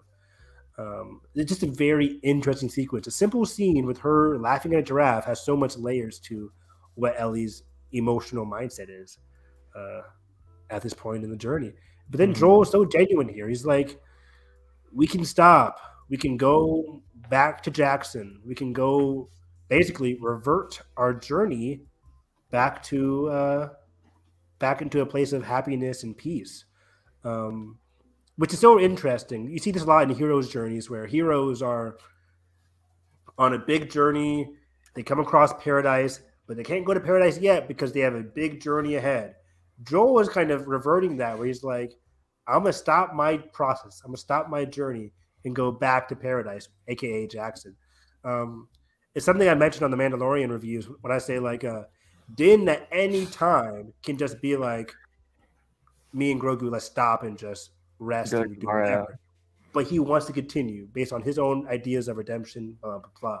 So it's just very interesting how Joel's like, hey, we can stop here. But Ellie has a voice, and Ellie is just like, I don't want to stop. It can't all be for nothing. Let's move on forward. And Joel respects that. He wants to honor that. Not knowing the dangers ahead. So yeah, just very interesting scene. And then after this, we get they're kind of joking around. Oh, we get the whole like, it wasn't some stranger that nearly shot me. It was myself that nearly shot. That revelation was like, doesn't happen in the game. And that's adds so much. And we mentioned this in our last podcast where we talked about this version of Joel is definitely sadder. Because that version of Joel that was having that emotional, raw conversation with Tommy is not in the game. Where he's saying like, "I failed, I can't do this, I gotta leave Ellie with you, please." Like this was a very emotional raw Joel. Compounding that with him nearly killing himself, it clicks, it connects. It's Um, almost like this version of Joel constantly wants to give up, but for some reason just keeps going. Whereas in the mm, game it's like survival mode because I mean it's a yes, game that's it's part of the game, but like in this like it's still similar but like different kind of way to get in there. yeah, exactly, Edgar. Where it's kind of weird where the game is more subtle than the show. The show, like you can say that's what Joel was thinking with Tommy in the game. You could also say in the game this like Joel probably did this in the game as well. Maybe, maybe not. But it's like this show was much more overt in Joel's emotional trauma, and I kind of like that. This whole scene of him saying he nearly killed himself. Um, and life is hard basically when something tragic happens to you. But then he tells Ellie like I forget the exact quote, but he said I found something worth living for or something like that, right? Um, and Ellie's like, I'm glad you didn't kill yourself. Basically like I love you, I found you, and I found love again. Basically, they're both saying they love each other through this story and through Ellie's acceptance of this story. So it's just very fascinating to see like this is how they express love. They're both emotional people. They do a lot of things for love, violent things, soothing things for love. It's both. But in this scene alone, they can't say "I love you," but they do say "I love you" in their own weird way. Um, Yeah, it's also like interesting how like they kind of like started talking about Sarah and about him trying to kill himself and like it's they're like trying to be like open about it, but at the same time they're being very understandable. And then you get the last like scene with them like walking up the mountain or whatever, like climbing, and The hike, Joel is yeah. trying, yeah, and Joel is trying to be like more open about it. He's like almost encouraging her to like ask him questions about like, oh, I think you and Sarah would have gotten along and everything, but like Josh has been saying, like that trust is not there anymore. Like it's been mm, broken. Like even though They he's desperately mentioned, trying to be have his happy ending, like he just can't have it. yeah, they mentioned in the podcast that like Joel's trying to explain is trying to like remember this, remember that, remember this, like, and Ellie is just like, "Hey, shut the fuck up! I need to tell you this." Like when she was like, "What actually happened that night?" yeah, it's going to continue to haunt her for the rest of her life. Um, but yeah, what do you guys think of this incredible hospital scene? So, It's um, haunting as yeah, fuck, and I loved it. it was weird. I liked the choice. I was like sitting there wondering the entire season how they're going to convey this. So, fast It's a forward lot things, more Marlene. sad and It's less like Yeah, a like horror movie, yeah, more I so than love the the game way they that's it's presented it. heroic. Or yeah, in the gameplay, it's like you want to do this because you're playing it. Whereas this, it's Yeah, so like depressing and like you said, a horror movie. And the music they use, like this really haunting version of the main theme, was just gorgeous. it was a very good choice. So much so where it's like where we hardly even hear the gunshots, right? Like the score overtakes the sound of like Joel actually doing the killing. We yeah, see it, but we're so, and I think it's intentional because like we're in Joel's mind, we're in his yeah, headspace. So similar to how Joel is just doing these things instinctively, everything else is kind of like walled off. He's on a one track tunnel vision mind.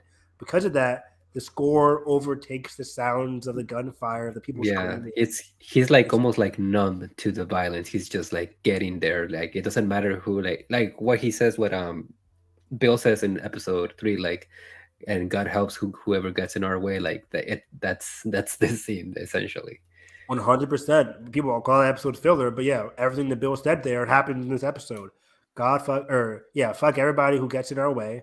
And this is that scene where he's killing straight up everybody who's a threat to him to get in his way to Ellie. Ellie is a person he loves. Ellie is a person that he is going to protect for the rest of his life. He failed with Tess. He failed with Sarah, but he is not going to fail with Ellie, and he'll do whatever it takes to save her for himself. Um, Yeah, so yeah, it was just a great scene. Also, we kind of skipped over uh, Marlene telling him like what was going to happen, and I love that scene too. It's kind of like word for word from the game as well, but it's just Joel saying like, I Yeah. cannot let that happen, and it's like him processing that was so interesting. Yeah, after the bomb scene where they like Joel gets knocked out, like it's essentially like a shot for shot from the game, like it's almost same dialogue, same procedure, different kind of tone, but it's essentially the same thing. Yeah, same thing. But just Pedro's acting there is so good. This music is so good.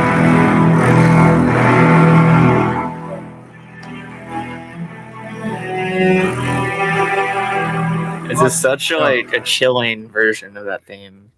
Definitely. Yeah, Pedro's acting like let me see her. Like I need to see her. It's like it grows in the brain. Like him processing all of that. It was just so good. Leading into this brutal action sequence. Like people are laying down their weapons and he's still just shooting them because they could easily pick it back up and shoot him. So yeah. Yeah, so he kills everybody, gets in his way. He makes his way to the operating room. We do get a great shot of the hallway to the operating room, which has been circulating Twitter and everything because it's paramount for Abby's nightmarish journey in part. It was a bit 2. different, but what's more, right? Or is it A the little same? bit. I thought it looked pretty much the same though. Yeah. I think some of the drawings are different. But we're gonna see that hallway a lot more. Yeah, like the hallway in Abby's mind is a lot longer. Yeah. Than what it actually is. That's just because of her dreams. But yeah, so he gets to the operating room.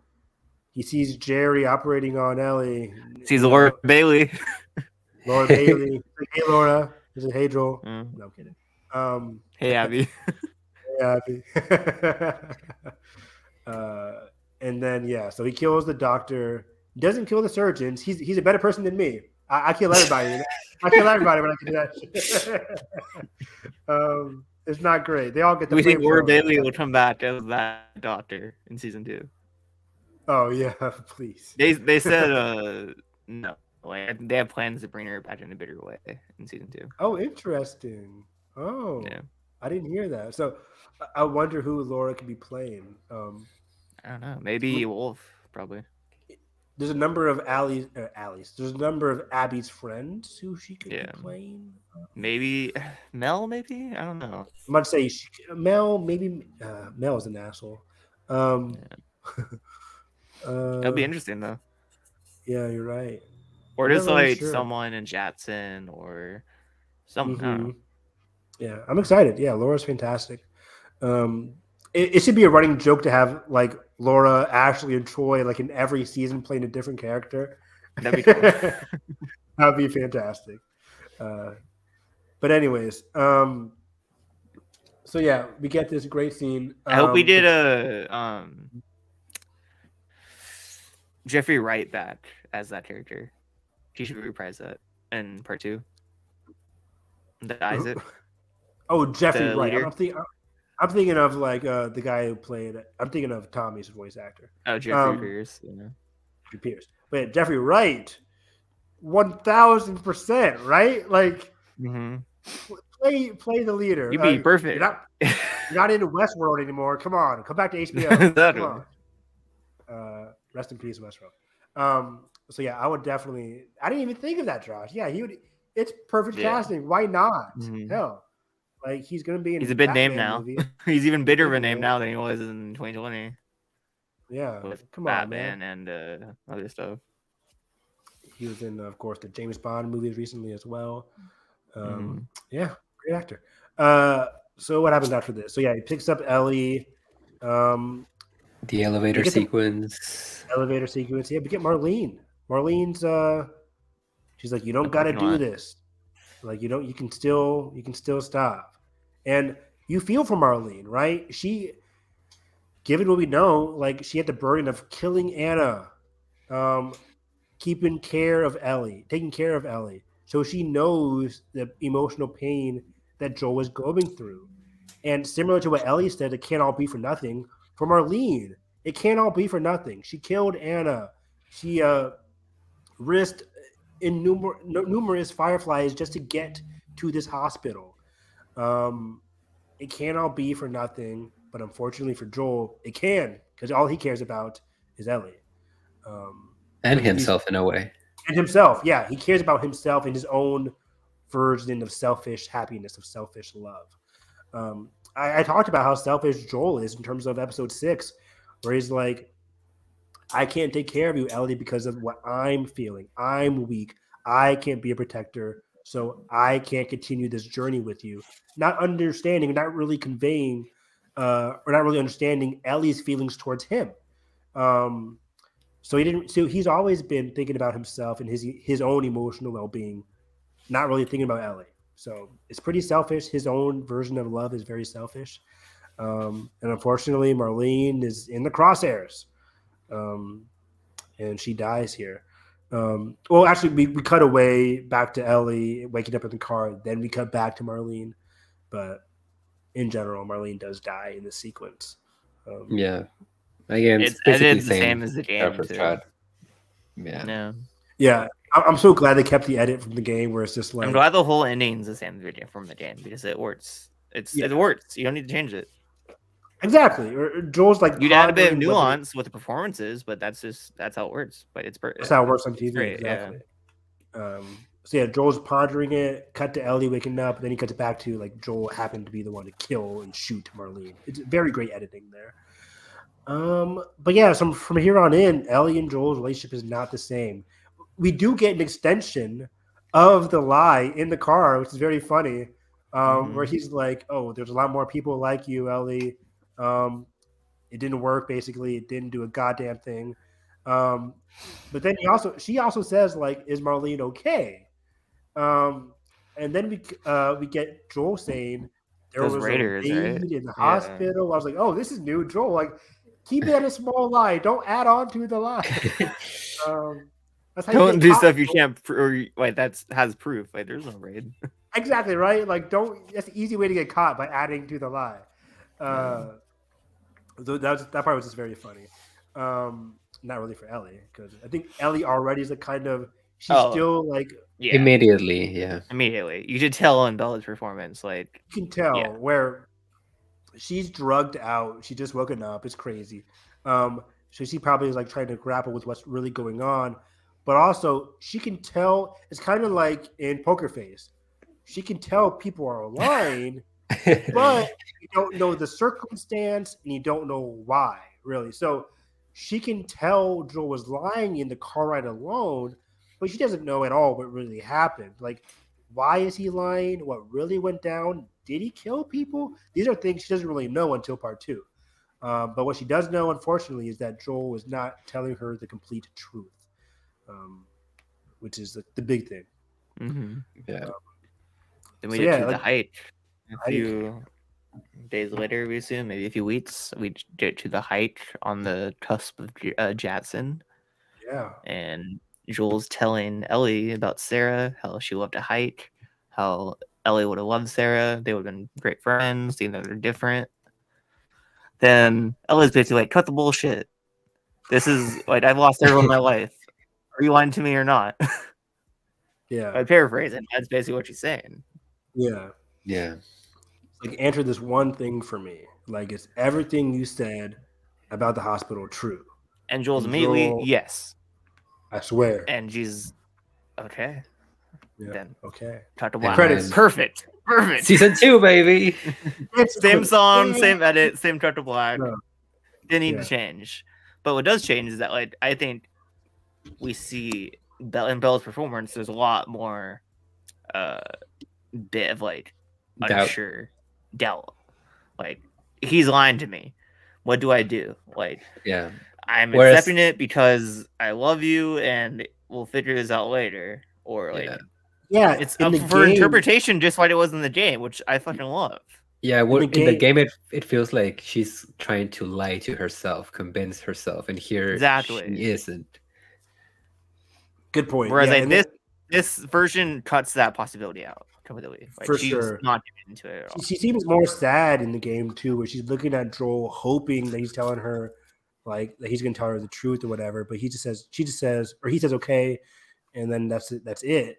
But this one, it's less sad and more so like full of doubt and Full of like questioning. the trust right there splits.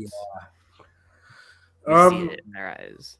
So yeah, let's continue this talk about predictions. Where the hell do we go from? Where do we go? Full spoilers for part 2 and everything else. We've already spoiled plenty of times. Oh yeah.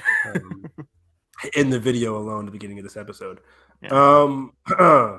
So, as I was saying, I think if we were to have Joel die at the end of season 2, that's 9 episodes of, I don't want to say filler, but Could be less, could be more. could be less, could be more. But that's 9 episodes of material that I just don't know. It's not. filler though. I could see them expanding stuff with Jatson and then You're community. gonna have to and them expand. growing.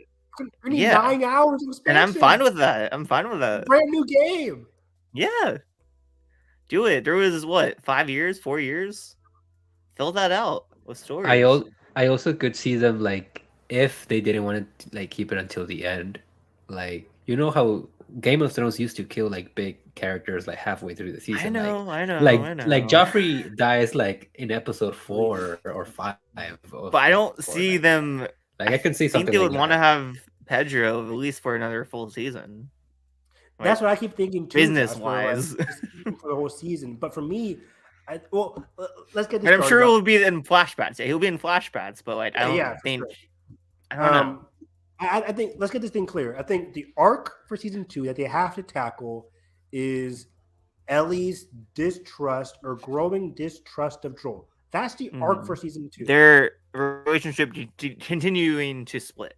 And yes, exactly. Yeah. And also explore Ellie and Dina's relationship starting to form. Right? I mean, even then, I'm like, maybe they could do that. They don't get together until the beginning of part 2. No, but they're friends. That's what I'm saying. Friends. We're just gonna see friendships forming in 9 episodes. Yeah. I mean, with Riley and Ellie here, just do it for a couple more episodes instead of just one. I mean, we got a beautiful relationship between Riley and Ellie in 45 minutes. I mean, we also have Kat or whatever her name is that Ellie is. Was she dating or was she just friends with? Or her crush? When you gave her his tattoo? I'm not sure. I don't recall. They should flesh out Jatson completely, and I'd be fine with it. There wouldn't be as much conflict, like as much like big action set pieces, but that's not what the show's trying to be. Like have it be internal conflicts. It's a drama for sure. And I'm not, but I'm saying like, I keep getting doubts because I'm like, I'm starting to doubt too, like that they would actually do that, but because like I don't know. Seattle, Abby, they keep saying like part 2's on the way, and part 2 is so Seattle focused. And you can. Are we going to see no Seattle at all in part 2? In no, 2? You could cut to Abby somehow in Seattle.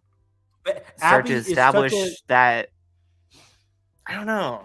Like I don't want to see Abby. I could be wrong. I'll take my words back. But I don't want to see Abby until she's before Ellie. But until she's ready to kill Joel.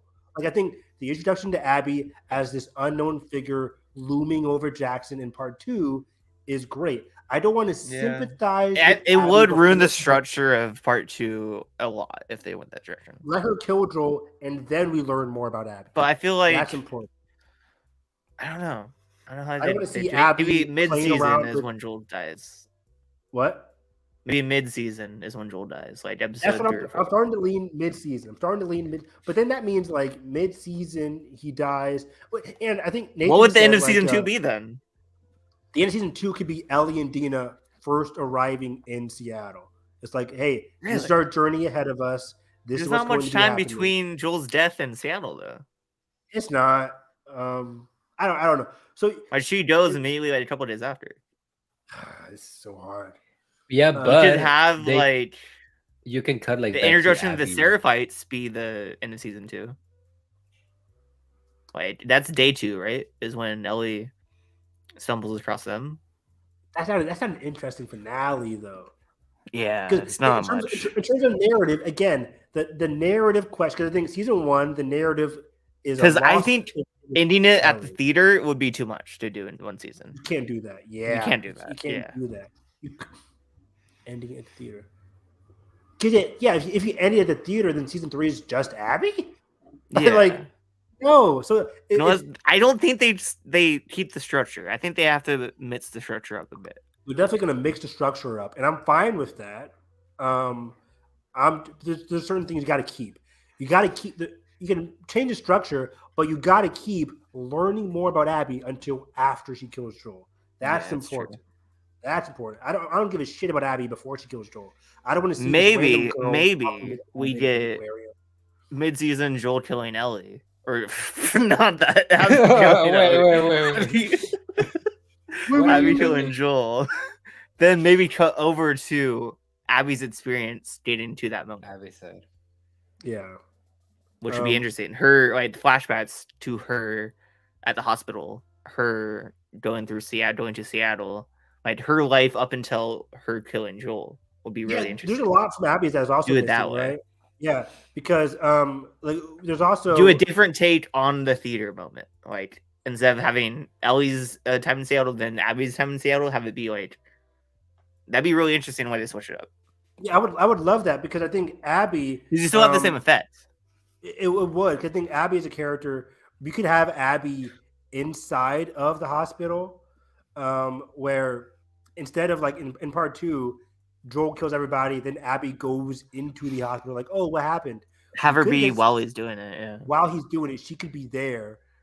She's not the person in the braid, but of course she could be there. There are surviving Fireflies there, and then we could also get Abby transitioning. But also, it would kind of ruin the dreams, though, because the whole point is her going to that room. The room alone. But I think her experiencing, you could have her in a closet, and then you can see Joel shoot somebody, right? But we can still get the horror of her. Do we know what happened to Abby's mom? No, I forget. No, like a Disney princess style. She died off screen. But maybe she has a mom now. They do that, flesh out that way. Oh, that'd be no. I don't think so, because I think Jerry being a stay-at-home dad kind of thing is important for single Abby. Dad. Yeah, because that's why she kills Joel, because that's the only person she had in her life. Yeah. That was her one true love. It was her father. Yeah, that's true. And if that gets taken away, then she has to kill Joel. But so I want that from Abby, but also Abby talks about going from Fireflies to the Wolves in Seattle. I want to see her first come into contact with Jeffrey Wright. That's why I'm saying that'll be really cool. Mid-season, Joel dies. We get the rest of the season with Abby going through her experience up until that moment, and then add season 2 being her perspective on the death. Yes, and then we get season 3 about Seattle, maybe. Seattle. That's a good idea. Yeah. Yeah, because now I think we're both saying because I don't think we get Seattle until season 3. There's no way. Or at least not Ellie in Seattle. Not Ellie in Seattle. Because again, if that happens, too much there. There's too much to do. You have to have Seattle be a whole season, or at least 2 seasons. There's so much there. It could be season 2 and season 3, but if that's the case, where do they stop? Exactly. You have to have Joel's death be an impactful moment in the structure of the season. So either mid-season or finale. I don't think they'll go the Game of Thrones route where he dies in episode 2. No, he won't. No. We know that for sure. But yeah, I'm just curious how they structure it, because I think narratively we have to get a clear-cut theme about season 2. I think the theme for season 2 is going to be her distrust for Joel. That's going to be the one thing. And season 3 then revenge is so I think season 2, the distrust has to be growing and growing and growing until the death, because if Joel dies earlier on and you're just I guess the pacing of season 1 was really quick. They could do the theater as end of season 2 if they wanted to, but that would be really fast pacing. That'd be really fast, because then they have to do Jackson flashbacks and then get to Seattle. It could all work. It could definitely easily work. If you have longer episodes, or 10 episodes, maybe 10.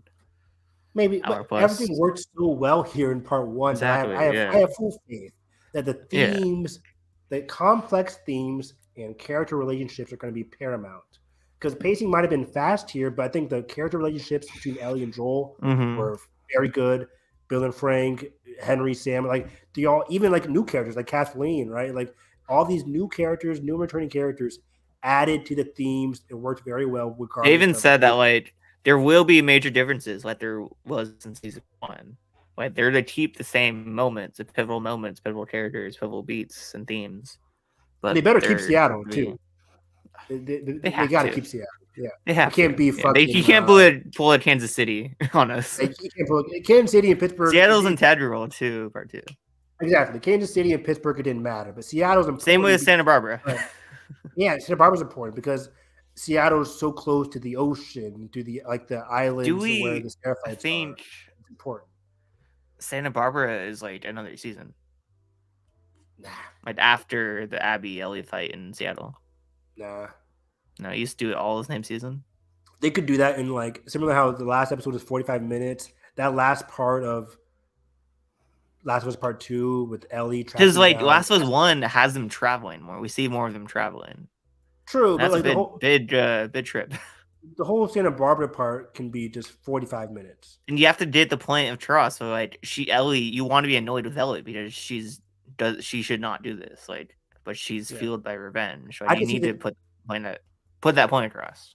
I could see the penultimate episode being her leaving Dina, and then the last episode just be all about her fighting the Santa Barbara part. Because again, outside of the gameplay where we murder everybody in Santa Barbara, there's not much there. You're right. There's not much there at all. So that can be a 45, 30-minute episode. For me, that was like 3 hours because that house was like a lot to get through. It was a lot. It's hard, especially on grounded. It's tough. Yeah. But also, in terms of the structure for her accepting Joel's apology, that has to be in a later season, because I know we talk about different edits and structures, but that final scene between Joel needs and to be the same. It needs to be the fucking same. That is the so last important. episode of season 3 reconciliation has to be cross-coded with her deciding not to kill Abby. 1,000%. That is so important. Important. That's what I'm trying to say. I don't want that scene to happen before Joel's death in the show. Yeah, that won't work. It has to. Wait, it's not how it happens. We did the flash of him sitting on the bench, right? Yeah, as she's doing it. He's choking, then we did that scene after, right? He's choking. We get the flash. She saves Abby. We cut back to her traveling up to the house. She gets on the guitar. Then we get the flashback. Right, yeah. And then we see her leave. Then it's credits. It's my favorite scene in the entire fucking series. The best. Yeah. I remember putting my controller down and just bawling at that scene. I was a wreck. And that last shot too is perfect. And the last shot, it's perfect. So I don't know. We came here with our predictions, but it's hard to predict given that we're to see Bella do those moments, man. I'm so excited. Bella's gonna crush. Socks off. Yeah, she's gonna be fantastic. She's definitely gonna win an Emmy before the show wraps up for good. Yeah, easily. I hope so. Yeah. I mean, right now with that, Euphoria is not going to be at this upcoming Emmys, right?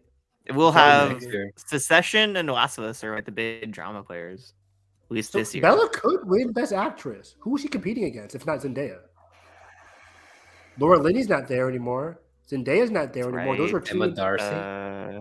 Emma Darcy, probably. Emma Darcy. She could win. Yeah, that's right. Succession. Sarah Snook is supporting. With Zendaya gone, the field is open. Yeah. So let me look on Dual Derby to see what's people are predicting. Because Zendaya and Laura Linney were always usually the 1 and 2 there for Best Actress. Even Rhea Seehorn maybe.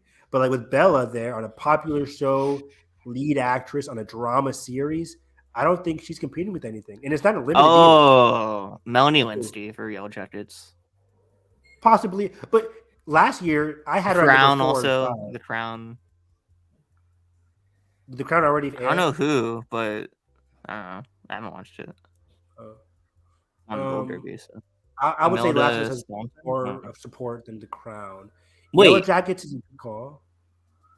The fucking evil professors in The Crown from Harry Potter? What's her name? Which one? Evil Professor. David Thewlis? And no, she's Umbridge. Oh yeah, she's the queen. Oh, I know that. That's cool. Elizabeth Moss, I guess, but they've given her a lot, right? I don't think anybody from The Crown has won best. Am I wrong? Has somebody from The Crown won Best Actress before?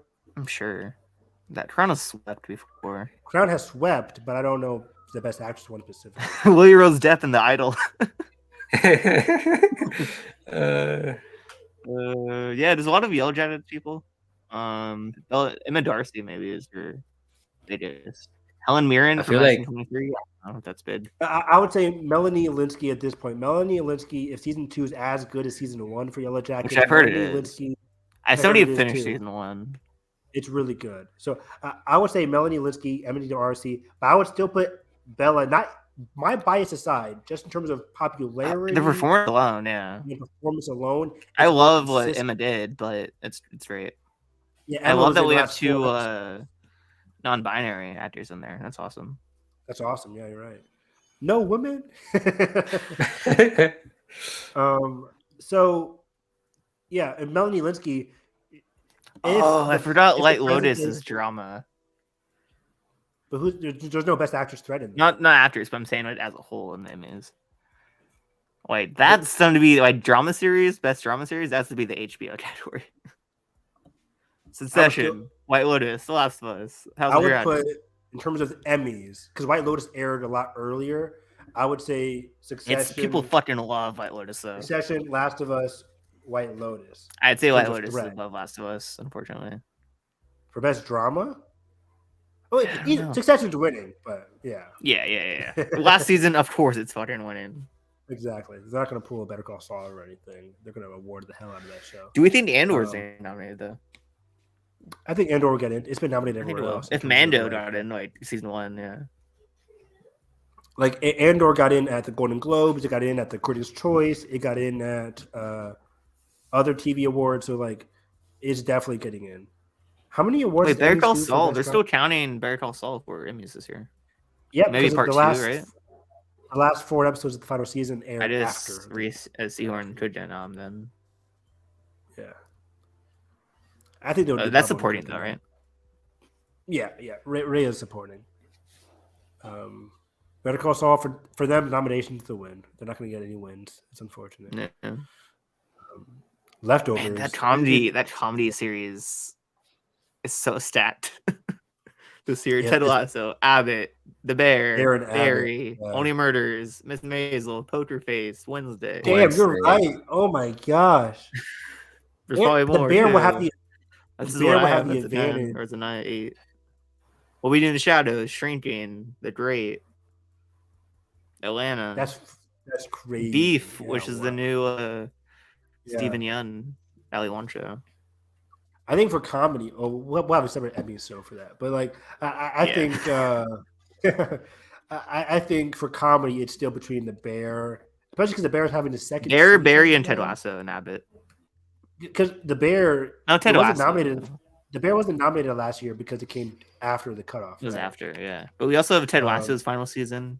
Like, a lot of these shows Lasso's have final final seasons, and Bear still has season 2 coming. So Ted I don't Lasso's a think big it's threat. I think Barry's the best out of all of them, but the Emmys don't really go for Barry anymore. unfortunately. Besides, like, Bill Hader and actor. I mean, they did when They Ted Lasso fucking wasn't snubbed a thing. Sarah Goldberg last year. What a shame. Yeah, that was sad. And Selena Gomez. She was so good. Yeah. She was incredible. All right, back to Last of Us.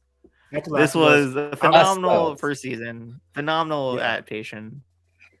It expanded so much and also kept the heart and the themes and those moments that we love. And just this is what happens when you have great creators telling the video game adaptation, putting that much care and thought into it. And if you listen to the podcast, like, you can tell how much fucking care they have for this, for what they're doing.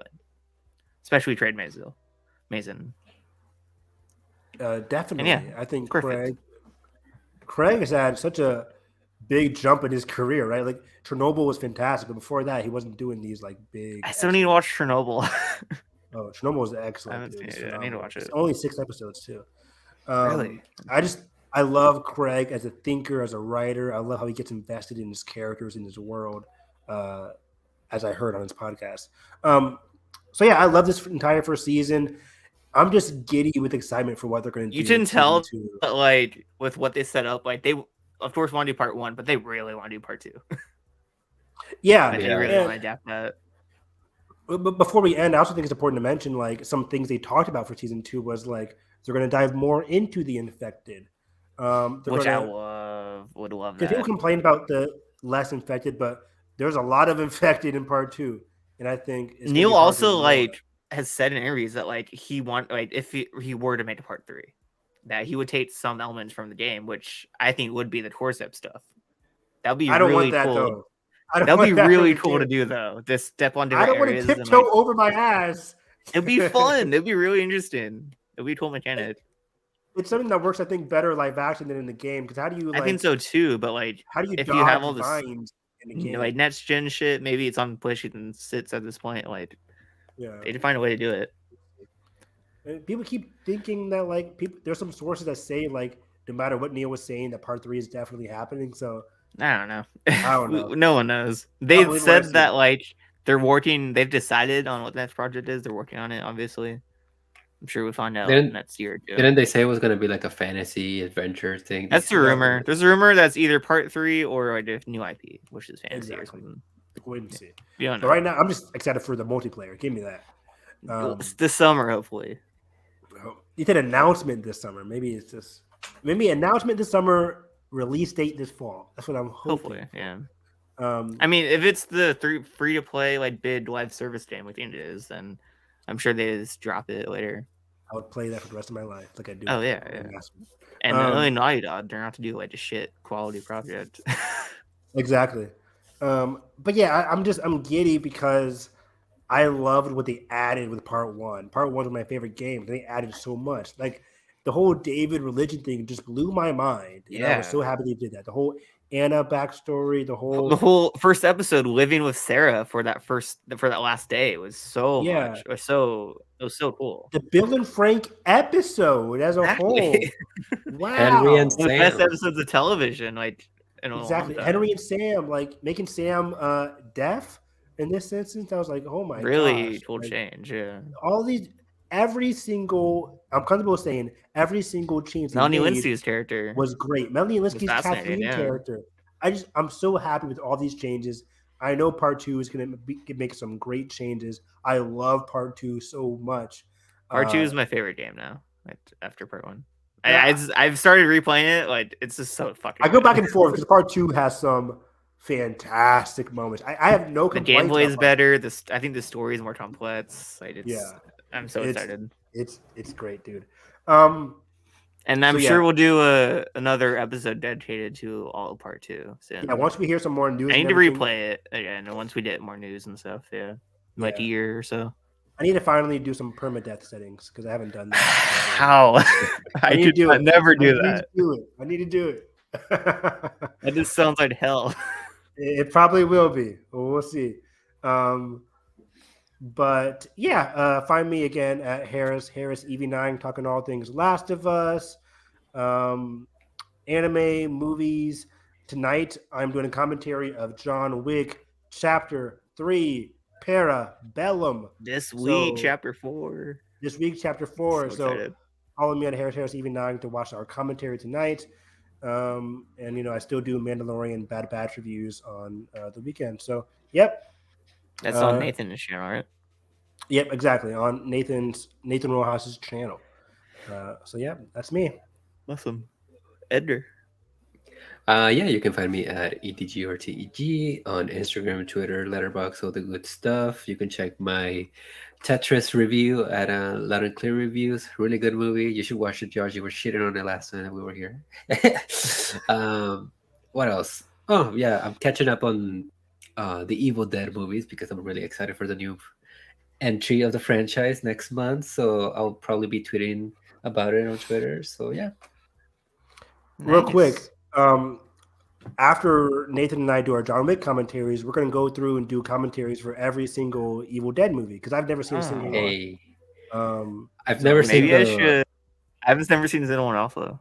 Yeah, so they're going to be fun. I've never seen the remake, so that should be getting here today. I just bought it, so I'll probably watch that. Probably the first one's NC-17. It's unrated, yeah. Honestly, I watched it last night, and like, there's only one thing that's really like kind There's of like, 4, right? 4 movies.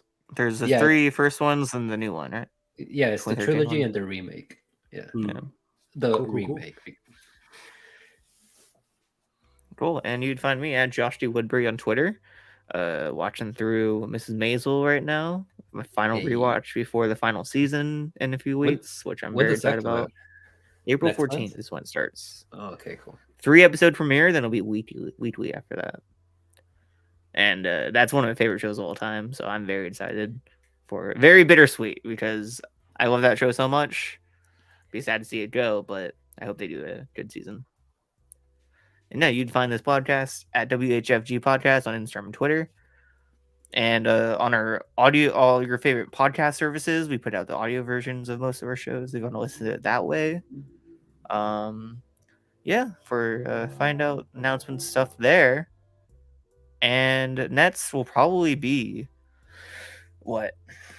Weekly episode?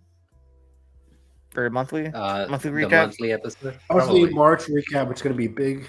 I also want to do me and Evan. I want to do 2024 early Oscars predictions. Oh yeah, definitely. Is Barbie going to And be you're in there? going to. Oppenheimer. Barbie? I think Barbie is top of my list right now. Not happening. Well, hopefully in next week or two, we'll probably do that as well. I would love that. Yeah, and then eventually we want to do some Emmys predictions throughout the summer. Yeah, that'd be fun. When are the Emmys? Or when are noms announced? Do you know? Nomination. Well, the deadline. The period closes ends in May, right? Yeah, so the nominations is probably Like June or July. Yeah. Okay. I don't know what we'll do in the next few months after March is over. Maybe a lot of bring back our top 10 show. Do a lot more of that.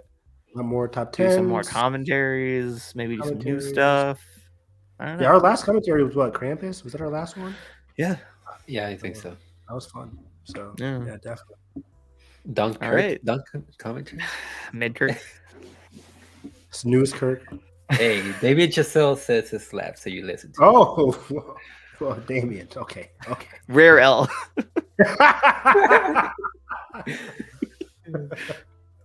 Okay. This was fun. Heartbreak feels good, especially in the Last of Us universe. Goodbye. Hell yeah. Bye.